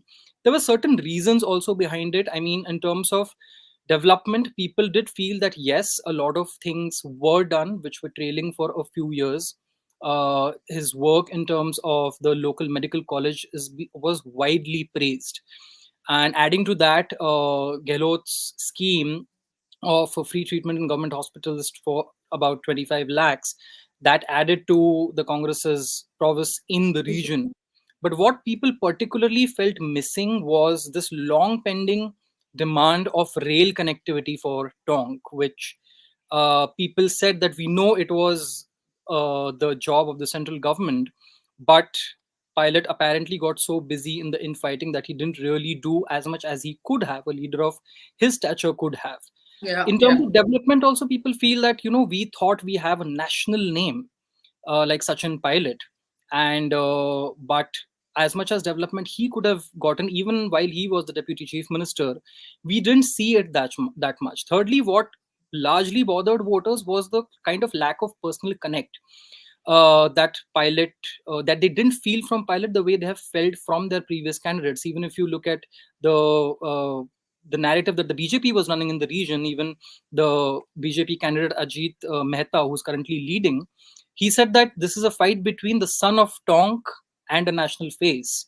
And if you looked at the campaign that Sachin Pilot has done, a lot of local experts said that we have never seen Sachin Pilot in the past go from door to door, which was another point the BJP picked on, that a local Tonk leader, the son of Tonk, has forced a national leader to go from door to door for campaigning. So even Pilot did feel that undercurrent, because if you look at his speeches as well, he constantly said that this is one seat where the national politics is going to have a close eye on. So he knew that there is an undercurrent, and that's what reflected in his campaigns as well. So I think it's currently that undercurrent at play. A lot of people were confident that he might win, but with Did not a very high Ishwar, margin. did the split between Pilot and Gehlot cost the Congress? Because till the last day, the BJP was still, including the Prime Minister, was reminding the people of Rajasthan and the Gujar community that follows Sachin Pilot of all of the things that Gehlot said about him. Nikamma and all of those words that were used, and so it never really. So even though Sachin Pilot went around saying that, hey, this is behind us, I'm fine, everything is done. Anil says the foolishness of Sachin Pilot has costed the Congress. Aman Peshapri said, with Pilot trailing, does this mean his future in the Congress is at risk? I mean, his dream of CM is going to have to wait, because no congressman is becoming CM right now. But was that split, and the fact that they kept it going for so long, did that split actually cost them this election? It clearly has cost them, because even in his own constituency, while a lot of people empathized with him, a lot of people had this sympathy that he has been sidelined, he deserved to be the chief minister, he's done so much for the party, he deserved better positions. But at the end, for Tonk, the local factors weighed in more heavily on their minds than the sidelining. But on a national level, in Jaipur, in other constituencies that we went to, people were quite not happy with the infighting between Gehlot and Pilot that went on for a good till few months ahead of the elections, and there was no solution in sight from the Congress party. Even his Jan Sangharsh Yatra that he had embarked on in May this year, that grabbed quite a few headlines, and that clearly it had clear attacks on Ashok Gehlot as well. The one that he had started from Sikar, issues like paper leak, and one very striking sentiment that people had was that the moment Pilot was appointed as a CWC member, the issues and the muddas that he raised kind of vanished from his vocabulary eventually, is what people strongly felt, especially the youth. Especially the youth. So Ishwar, I'm going to interrupt you for a second, because now we have Meenakshi, and I'm told that we can actually hear what she's saying this time. So I'll go back to the question of what caused the BRS downfall, because going into this counting day, Meenakshi, we heard about anti-incumbency, we heard about corruption, we heard about the fact that that KCR's family was sort of running the state like a private enterprise. There was a lot of land grabbing, and it was just, people were just sort of fried. With what was going on. But I don't think any of us expected for the party to see the kind of fall that we're seeing in these numbers right now, which is quite drastic. So in your opinion, having covered Telangana during the campaign process, what is causing this? So again, as I was trying to say, the fact that there's a lot of anger against BRS MLAs on the ground, the fact that they are very inaccessible, the fact that there are corruption allegations against them. So these are the things that this was there, and BRS knew that this was there, but at the same time they retained at least more than half a dozen MLAs. I mean, sorry, they only removed half a dozen MLAs, and there were still, most of the sitting MLAs were still contesting the elections. So yes, you could say that it's some kind of arrogance, and arrogance is something that Telangana people would not tolerate, because there's the whole statehood movement was based on that, right? Because there was a lot of arrogance from leaders from Andhra Pradesh, that kind of that the people of Telangana were fed up with. And then this is happening again after 10 years of KCR being in power. And yes, so anger against the MLAs on the ground is one of the major reasons, I would say. Because when I was in Bhaisa, which is in North Telangana, so there it falls under the Madhol Assembly constituency. And here, Bhaisa is a town where there has been a lot of communal clashes over the past couple of years. And here there are people who've lost their homes in the violence, and despite that, they have not received any compensation, they have not received any support from the sitting MLA, who is a BRS leader. So there are these tiny things that, so they are also consider, and they're Muslims, and they're considering voting for the Congress or not voting at all. So these are things that did contribute to BRS's downfall. But again, it is surprising, it is shocking, because Congress was nowhere in the picture, shortly after the GHMC elections, when BJP just like shot through, and Congress was nowhere in the picture at that point of time. So in this very short period of time, what Congress has achieved is kind of surprising, and it's something that BRS probably did not expect, I would say. Yeah, it's really interesting. And for the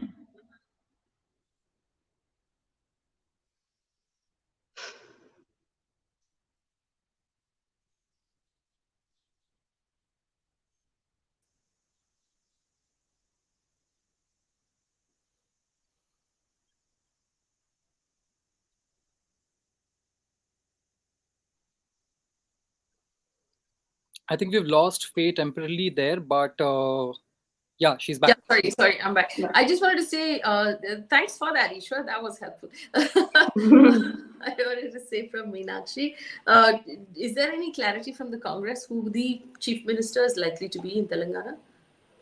So I think there is obviously Revant Reddy is one of the major faces, chief ministerial faces. But the problem is that just last year there was a rebellion rising against Revant Reddy, right? Because we have two major leaders of Congress like Dasoju Shravan, and also Munugode, the Congress candidate right now. He had moved to, who's Komat Reddy, Rajgopal Reddy, who had moved to the BJP to fight, and like, so there was a lot of rebellion against Revant Reddy at that point of time. Now Komat Reddy, Rajgopal Reddy is back to Congress, but there was a period where he was in the BJP and he was against fighting against the Congress, right? So there are several senior leaders who are upset with him. They were upset with him, at least. So he is not very well liked by the senior rung of leaders, is what I understand. And there are other leaders like Mallu Bhatti Vikramarka, who is, if he becomes the chief minister, then he would be the first Dalit chief minister of Telangana, which again is a slap on the face of KCR, because he had promised a Dalit chief minister when he came to power in 2014, and he did not meet that promise. So there are these options. There's Uttam Kumar Reddy, who was the TPCC president before Revant took over. So there are these leaders, and it's unsure if they will go with Revant at this point of time.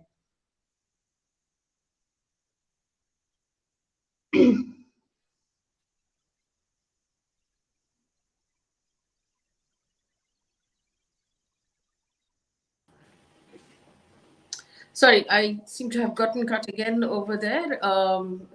Thanks for thanks for holding fort, you guys. The numbers, as we're going to take our audience. Congress trailing in Chhattisgarh now, says Harsh. We're just going to take our audience through those numbers one more time. So for Telangana, that that gap is is nice and wide for the Congress as of now. The Congress is leading in 67 seats, as Meenakshi was telling us.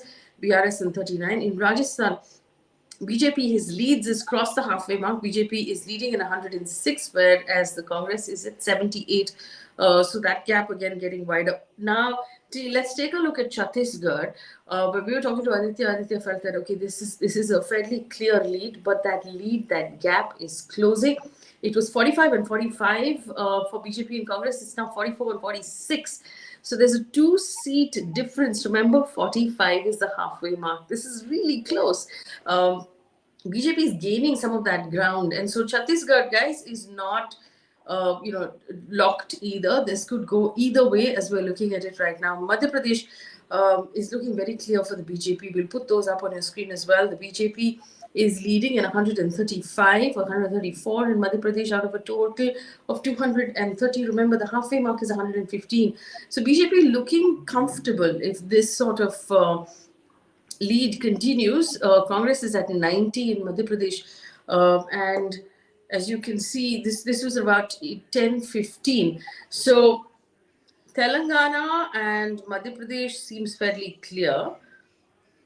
Chhattisgarh, which everyone thought was in the bag for the Congress right now, could go either way. And that's what we're looking at this point. The Chhattisgarh might actually spring a surprise. Remember, a lot of the exit polls had given Chhattisgarh to the Congress, and so the early leads sort of went in that same direction. But it does seem like the BJP is gaining some ground there, and it might actually be a fairly close call there in Chhattisgarh. Also, a couple of the upsets, there's some word about the fact that Kamal Nath might be trailing as well. Ashok Gehlot leading, Vasundhara Raje leading in the seats that they are contesting. Rajendra Rathore is trailing, and this is according to the Times of India at this point. Diya Kumari is leading, as one would assume. Sachin Pilot now is leading, so he's no longer trailing. So that flipped over as well. In Madhya Pradesh, we have Narendra Singh Tomar, who is leading, along with Kamal Nath, who is also now leading, and Shivraj Singh Chauhan and Kailash Vijayvargiya, all of them leading in their respective states. The one sort of surprise is Chandrasekhar Rao, who continues to trail in Kamareddy. We have his son, who is leading in the constituency that he's contesting. Mohammad Azruddin, according to the Times of India, is trailing in Jubilee Hills. The BR is still struggling across the board over there, but we're now going to sort of focus a little bit on Chhattisgarh, where the battle is getting even more interesting at this point. We're just going to pull up some of those Chhattisgarh numbers for you to take a look at. It's currently at 45. So this could, like I said, go either way. 45 is the halfway mark, and as we speak, both parties are at that halfway mark. So it's not a given for Bhupesh Baghel in Chhattisgarh. It's not as simple as that. It's starting to get really interesting at this point. Ishwar? Absolutely. And what is a little worrisome is, I don't think they have anybody to bank on. Like the previous time, there was a BSP, there were independent candidates. But if you see the 90 seats right now, 44 and 46, I mean, it's going to go either way. So a lot of people are also expecting that there might be some attempts from both sides to try to poach someone, but that remains to be seen, because it's not difficult with it's not as easy with the Congress and the BJP in a state like Chhattisgarh, where both parties are so strong and have both have had candidates who are so loyal to their own party. So this was one state, in fact, which was expected to be a little clearer as per the exit polls, but this is the only state which has gotten in such a neck-and-neck fight between the two parties. One of our audience members is asking, why does the vote keep fluctuating in this manner? Can anyone tell us what's going on? So let me just tell you how this works, right? So in any state, you have constituencies, which is an entire area that gets cut up and said, all of these people, these are your candidates. Now, within those constituencies, you have various voting booths. In every voting booth, you have multiple boxes, because one box is full and then they start another one, then they start another one, right? Now, after all the voting is over, these boxes and their VVPATs are then moved into a strong room. Then when the counting begins, the election officer starts opening the seal of one box at a time for one constituency at a time. So there's what happens is there might be several boxes that have not been opened. And it could be that those boxes are from a particular portion of that constituency that leans a certain way. So There are some swing portions that could go either way. There are some sort of given portions, right? So it's very possible that the early first few boxes that were opened sort of suggested towards the Congress. But now, as they're opening more and more boxes, there are more and more votes in those boxes for the BJP. And so it's swinging now. I hope that sort of makes sense. I tried to break that down. And Harsh Malik says, what happens if there is a tie?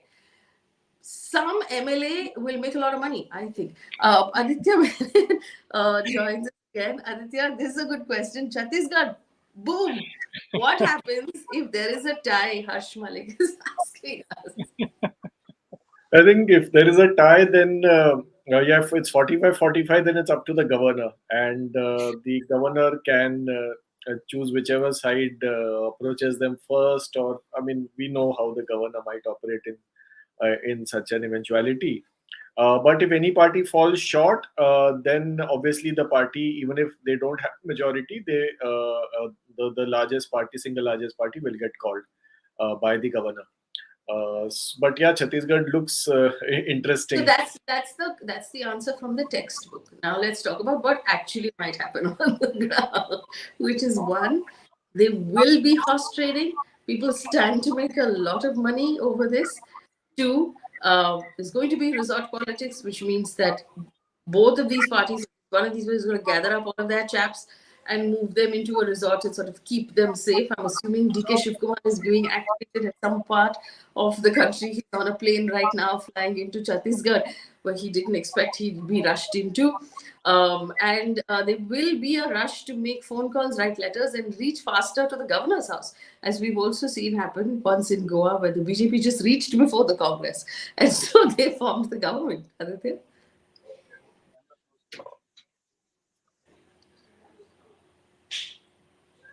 You're still on mute. I think Congress, when that Goa fiasco happened, they really didn't realize how this entire game works. And the Congress in charges, they said, okay, we'll come after the weekend and then we'll figure things out. And by the time the deal was done, Mr. Gadkari had swooped in. But since then, Congress has become a bit smarter. And they did manage to save their government in Rajasthan, and Mr. Gehlot did whatever he did that was required there. In subsequent elections, the party didn't allow these things to happen. But of course, what happened after elections in MP and Karnataka is a different thing. But yes, I think both the Congress in charges of the state of Chhattisgarh, as well as Mr. Shivkumar and whoever other parties points people, they will go on overdrive. And I'm sure the BJP has already started making their plans in case it's a close finish. Yeah, because, like Ishwar pointed out very interestingly, in Chhattisgarh, there are no others to sort of take from or to ally with or to bring on board. It's just the two. It's just BJP and Congress. They split down the middle. Right now, Congress is leading in 50, BJP in 40. So that's going to go back and forth. But is this going into the super over? I still think if it's 50-40, Congress will be through. Because Chhattisgarh has always seen this 50-40, 47-37, 47-40 kind of results. And this is what it probably will be in the end. This is the state's default setting.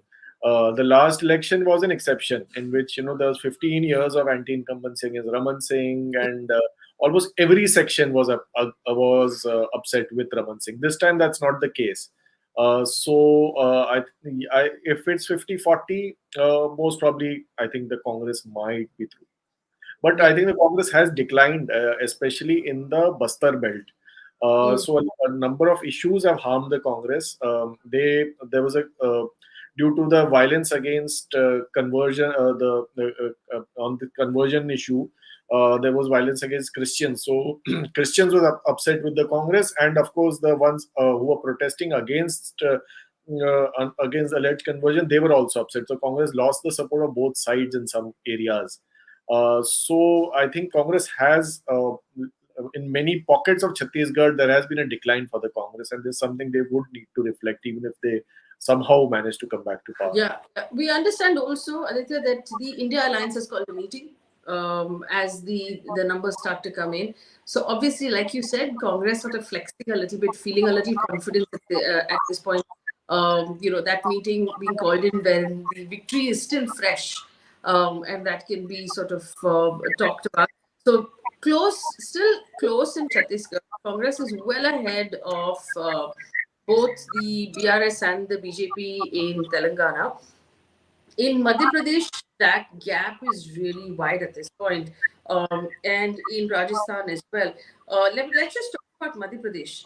BJP in Madhya Pradesh leading in 141 seats, well past that halfway mark. And we have Fatima joins us as well from your team. Fatima covered Madhya Pradesh. That's right. Uh, so I'm going to come back to Aditya in a bit about what this means for Shivraj Singh Chauhan and his future in the party going into the next election. But what do you think did the trick for the BJP, because they were going up against so much anti-incumbency?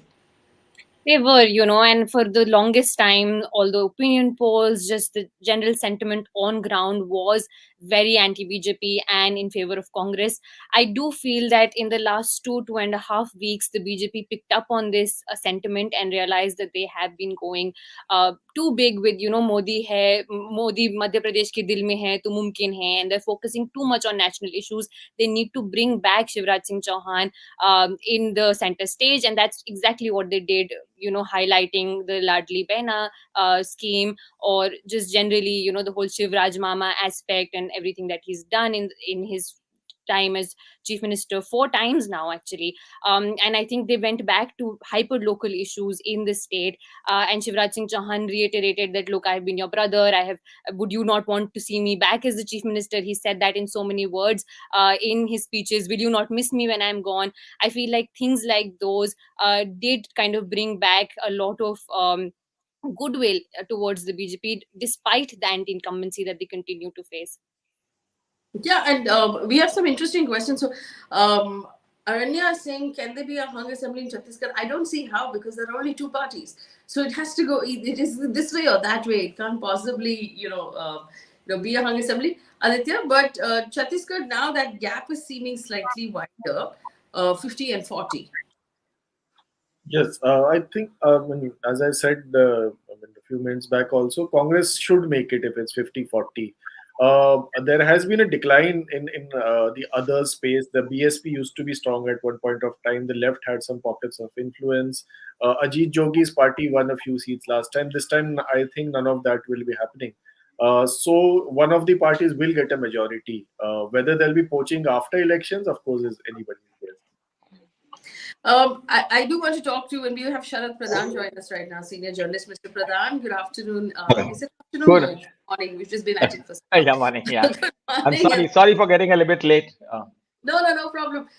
Very interesting movements here. I do want to discuss Mamaji, who Fatima was just telling us has managed to sort of buck the anti-incumbency, come back and look very strong. So for a BJP that doesn't necessarily hold on to its old faces, Shivraj Singh Chauhan here has sort of cemented his place, hasn't he? Absolutely. You asking me?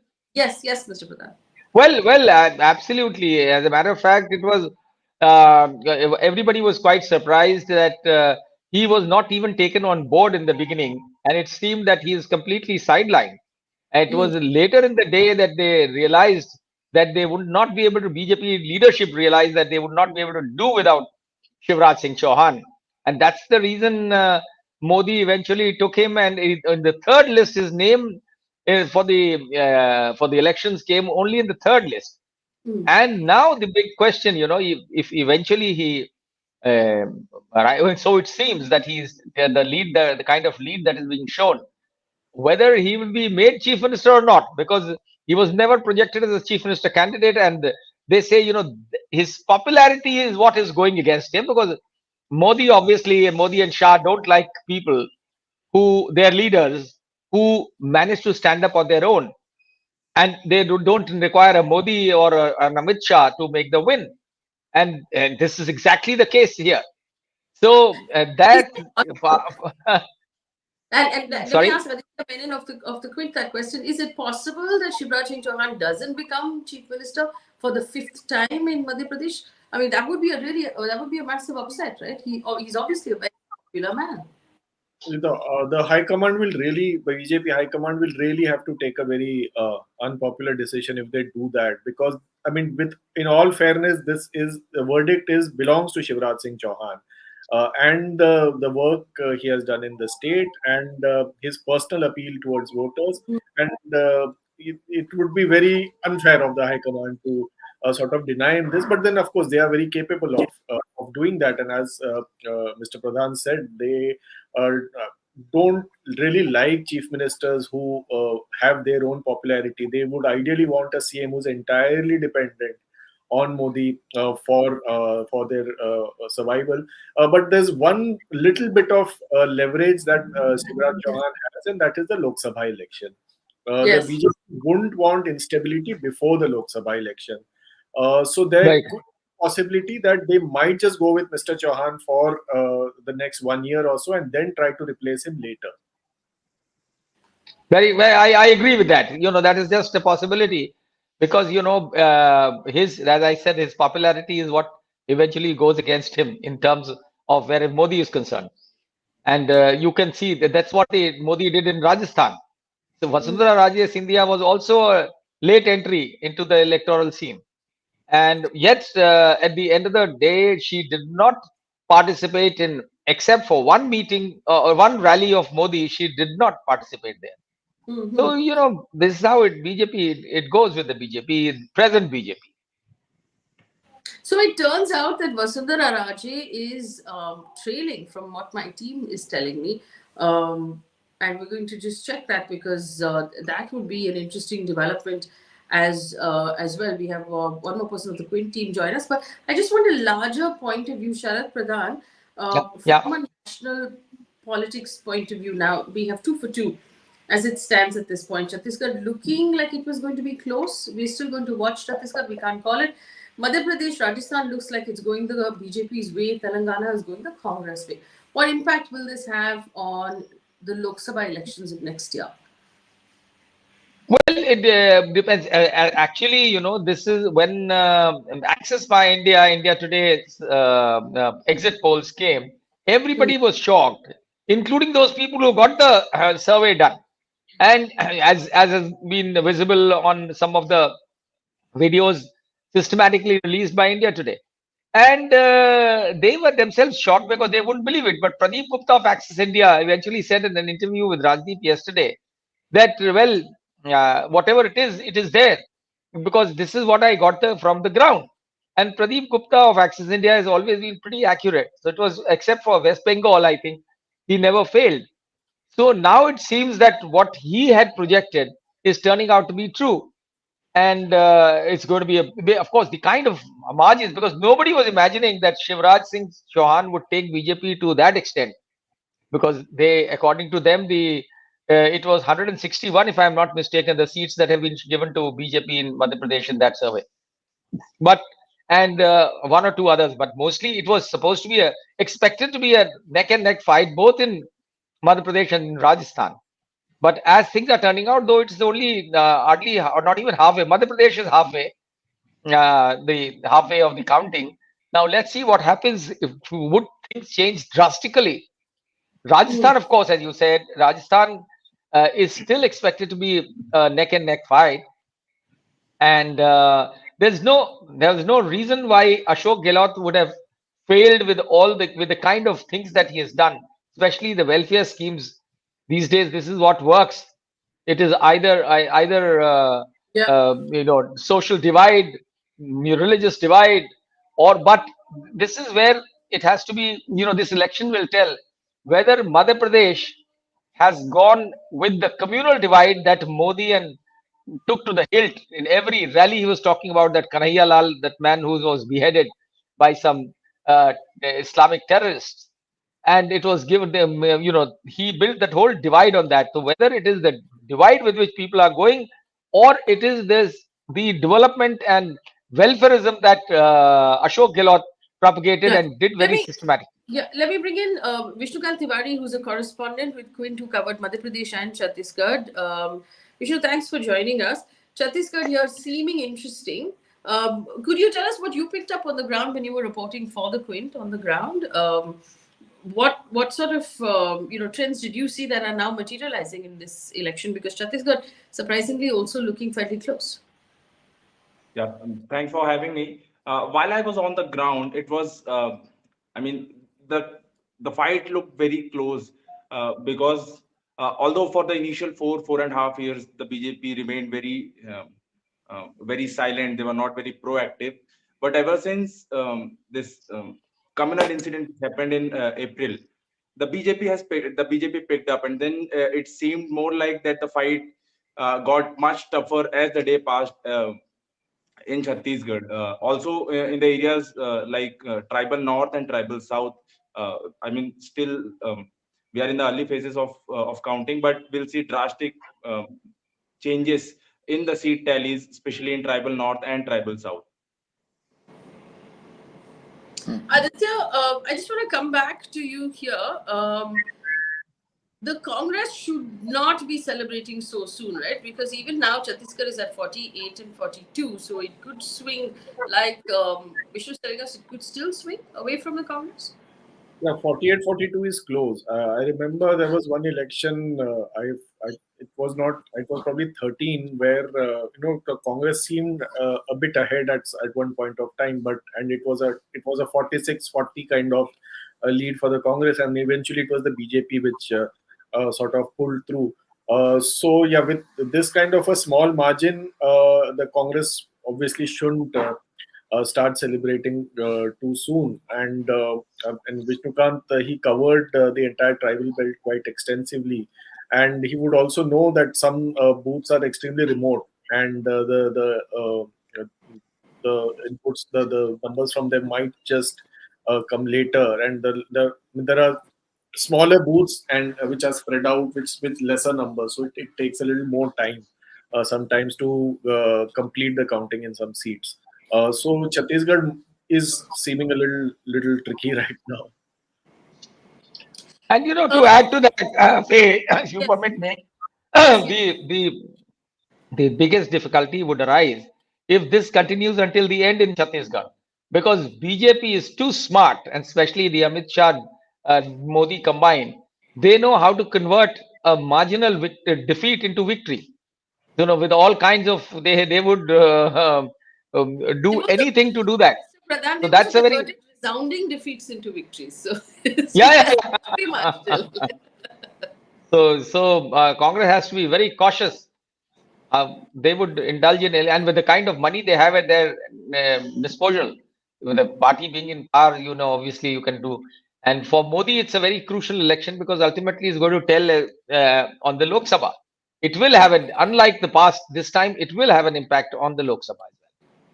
So, Mr. Pradhan, is it fair to say that the BJP's hold over these middle India states, which is Madhya Pradesh, Rajasthan, Uttar Pradesh, remains very, very strong? And like Aditya was pointing out in the beginning when we started, there's a large number of Lok Sabha seats at play here.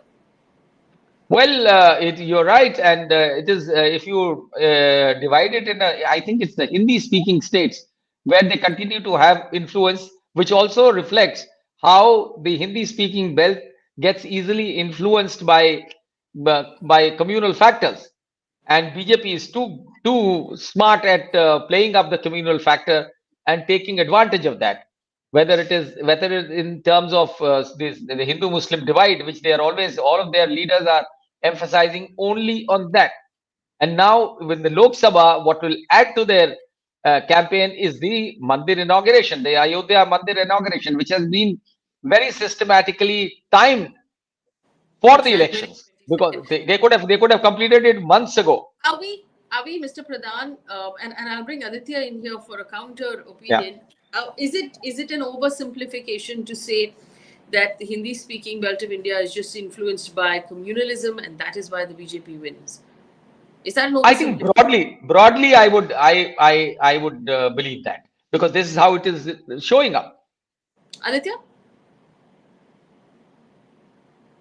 I think, for instance, in the last Lok Sabha election, a very big issue was the Pulwama attack and the Balakot strike. And a great deal of this consolidation that the BJP saw in central and northern India was because of that. Whether those circumstances still exist, whether the Ram Mandir will be able to have that kind of impact the way that nationalistic fervor had last time, we don't know. But at least at the state level, one does feel that that communal factors don't become as salient as they become at the national level. For instance, in Rajasthan or Madhya Pradesh, or how we saw in Karnataka, the BJP led a very shrill campaign, but it didn't quite materialize for the party. But let's see what happens in Rajasthan. Again, there are a few seats like Tijara. We saw a very, a lot of hate statements being made. Then Bidhuri was sent to handle the BJP campaign in Tonk. In Hawa Mahal in Jaipur, again, the BJP had a person who said that temples in Jaipur are under threat, and temples have to be saved from Gehlot. So we need to see how these seats have voted in the end, and whether this shrill campaign worked. Fatima covered the Khargone seat in Madhya Pradesh, where a similar thing happened. Kavardha in Chhattisgarh, Vishnukant had gone. So, I mean, we need to look at these seats also where this polarization campaign was carried out. Fatima, do you agree with Mr. Pradhan that it was the polarization that worked for the BJP, or was there more to it? I mean, in Madhya Pradesh, I do feel that welfare schemes and just generally the kind of goodwill that Shivraj Singh Chauhan carries, all of those things did have a role. But Khargone specifically, I do want to talk about. Like, I remember when I went there, Vishnukant had gone there just after the riots. I went there last month ahead of the elections. And while I continued to see piles of rubble and people whose homes had been demolished after the riots, generally people who had suffered in the riots in terms of whether it was the injuries or their houses being burnt down. That was one side of the story. The other side, which were the Hindu dominated areas, when I went there, if you remember, at that time, soon after the riots, a wall had been constructed, built between the Hindu side and the Muslim side, which is basically Oh uh, my. that has more Hindus and side that has more Muslims, and that wall continued to be there even a year and a half later. I remember speaking to the Hindu families in that area, and all of them categorically said that if BJP wasn't in power, we would have died. They even said that we need this wall to be here to survive. I asked them, "Do you have any Muslim friends? Do you speak to Muslims? I mean, they live in proximity, in close proximity to you." And they said, "No, why do we need to speak to them? This is the Hindu area, that's the Muslim area." The lines were that clear. In fact, even there was this is important because right after the riots, there was this whole discussion on the rehabilitation and basically the relief mechanisms that were meted out. And while there is what is done by the book, there is also additional support that is meted out by the political parties. Now there was this one guy, 16-year-old Shivam Shukla. He had been hit with a stone on his head by the rioters, and he survived that injury. But soon after that, his sister was supposed to get married, and Shivraj Singh Chauhan, he sent 2 lakh rupees separately for her, and his people went there and got a photo op done, and that was posted on the BJP's Twitter, whereas nothing of this sort was done on Muslim victims. So things like these did resonate with a large chunk of the Hindus, and I'm saying that this is a very local issue, but in Khargone specifically and the areas around that, I definitely do think that the riots and the aftermath of that benefited BJP. Vishnu, do you agree? Yes, I agree. I mean, in certain pockets of Madhya Pradesh, this communal polarization does help BJP. But I mean, if this the current trend follows, and if the BJP makes it to the final, I mean, after the counting, I would largely attribute it to this the recent scheme and Shivraj's personal touch with the electorate, along with the Ladli Behna Yojana, which we all have been talking about. That it would be the undercurrent which I mean most of us uh, were not able to exactly gauge it and most of us were not able to exactly determine how many seats this this scheme will get the BJP to in their favor. So BJP leading in Madhya Pradesh, Shivraj Singh Chauhan is also leading. BJP continues to stay ahead of the Congress. Raje now leading in her constituency as well. Vasundhara Raje, Congress comfortably in the driving seat now in Telangana. Celebrations have begun at the Congress office in Hyderabad. We understand. Just to take you through those numbers one more time.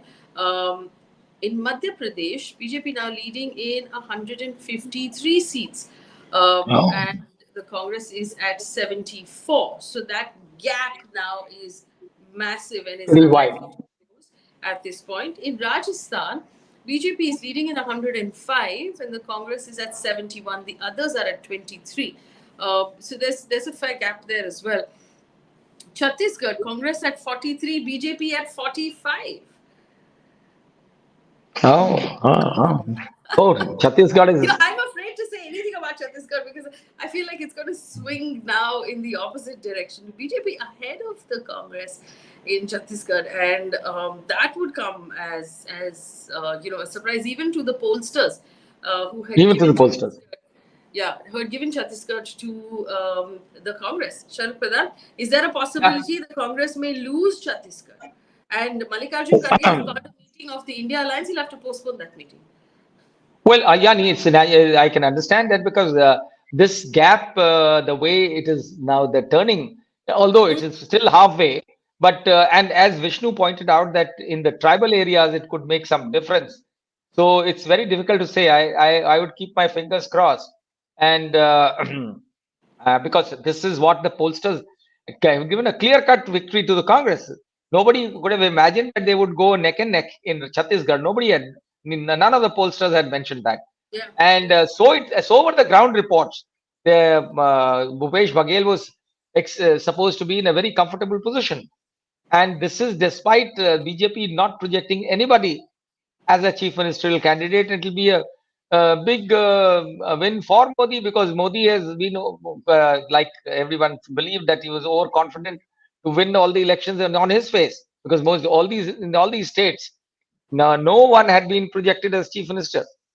So this is a bit too surprising. But let's see. Let's see, indeed. In the meantime, Shivraj Singh Chauhan's wife had campaigned to woo the women voters. So could that have gone in their favor? And I do want to focus on women voters for a second. I'll take that back to Fatima. Within Madhya Pradesh, the role that women voters would have played, and do you believe that Shivraj Singh Chauhan could have won a fair amount of goodwill from there? I do think so. I feel like women I spoke to categorically, I mean, they kept referring to him as, बच्चों के मामा हैं ये तो, शिवराज मामा है. In fact, it takes a different spin in each district you go to. Like in Khargon, he became bulldozer mama, which tells you something about the state of Khargon and Madhya Pradesh as well, right? But the fact that even in a situation of a riot and while describing the aftermath of a riot, they refer to him as a brotherly figure who came to protect them and support them by way of the bulldozer action. I mean, it really does signify the larger, not just popularity, but I think the attachment that people have with him, right? Because a lot of leaders are political leaders are popular over time, but I think what enables Shivraj to be a step above all of them is the fact that he's enjoyed this longevity. It's been a 4-time CM, probably a 5th-time CM now if the BJP continues with him. It's because of this level of familiarity that he's had with, and he's known. I mean, even the Ladli Behna Yojana that we're talking about it, right? It's basically a rehash of the Lakshmi Yojana that he came up with several years ago. And the BJP realized that it's working so well in Madhya Pradesh that they took it nationally, right? So that tells you that he's also able to gauge things ahead of a lot of veteran leaders, even in the central BJP. And the parties realize this. And I mean, I feel like a lot of this just comes down to the sentiment and the optics that you carry with you. I do want to bring out that Madhya Pradesh, I mean, we did a story on that, has the highest number of missing girls and women in the country, right? So that is what the facts tell us. Nearly 2 lakh women and girls went missing between 2019 and 2021. But those are the facts on paper, and those are things that continue to happen. Do people know about it? Do people care about it? Do people actually attribute blame to the Shivraj Singh Chauhan government over such figures? I don't think so. And I feel like that is something that will really help him buck the anti-incumbency. Yeah, so I'm just going to ask Aditya to just walk with us through the numbers, because right now Chhattisgarh is anyone's game. It's 44-40. 45, 43. So, it's difficult to call at this point. But the gap for Madhya Pradesh has gotten nice and wide. BJP at 153. The Congress is at 73. Rajasthan, the BJP leading at 104. The Congress 2. And in Telangana, the Congress is at 70 seats, well past that halfway mark. What part of this do you think is going to, I mean, if you could give us an idea about the number of rounds would have been counted at this point, we're at 11 a.m., and how much you think Chhattisgarh will change from here? Are we likely to wind up in sort of like a 50-50 split? I think it's about 10-15 seats which are leading to this constant change from one side to the other. So those seats, I think, will continue to change for at least two couple of hours more.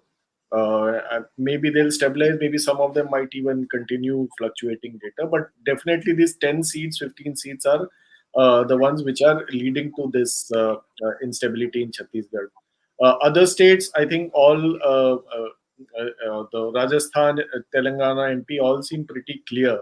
And I think the BJP will end this day feeling quite happy with themselves because they've won Rajasthan and Madhya Pradesh, and they've gained significant ground in Chhattisgarh. And also a regional party has been defeated in Telangana, so another state can potentially become, a more. It opens up a little more space for the BJP in Telangana for future. So I'm happy with today's result. Is this a victory or a defeat for Mallikarjun Kharge and the Congress and Rahul Gandhi, Sharad Pradhan? Well, if it eventually turns out this way, yes, it will be seen as a and in Madhya Pradesh's case, it will be seen more as a victory of Shivraj Singh Chauhan. But you will find that the Shivraj Singh Chauhan will not be shown in the anywhere by the BJP. They'll project it as a victory of the great one man.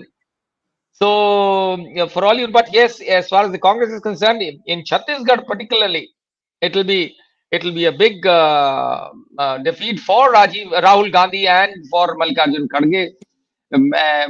It's really, in case it goes that way, I still believe that probably it will still, as Vishnu had also pointed out, in the tribal areas, Congress is likely to make gains.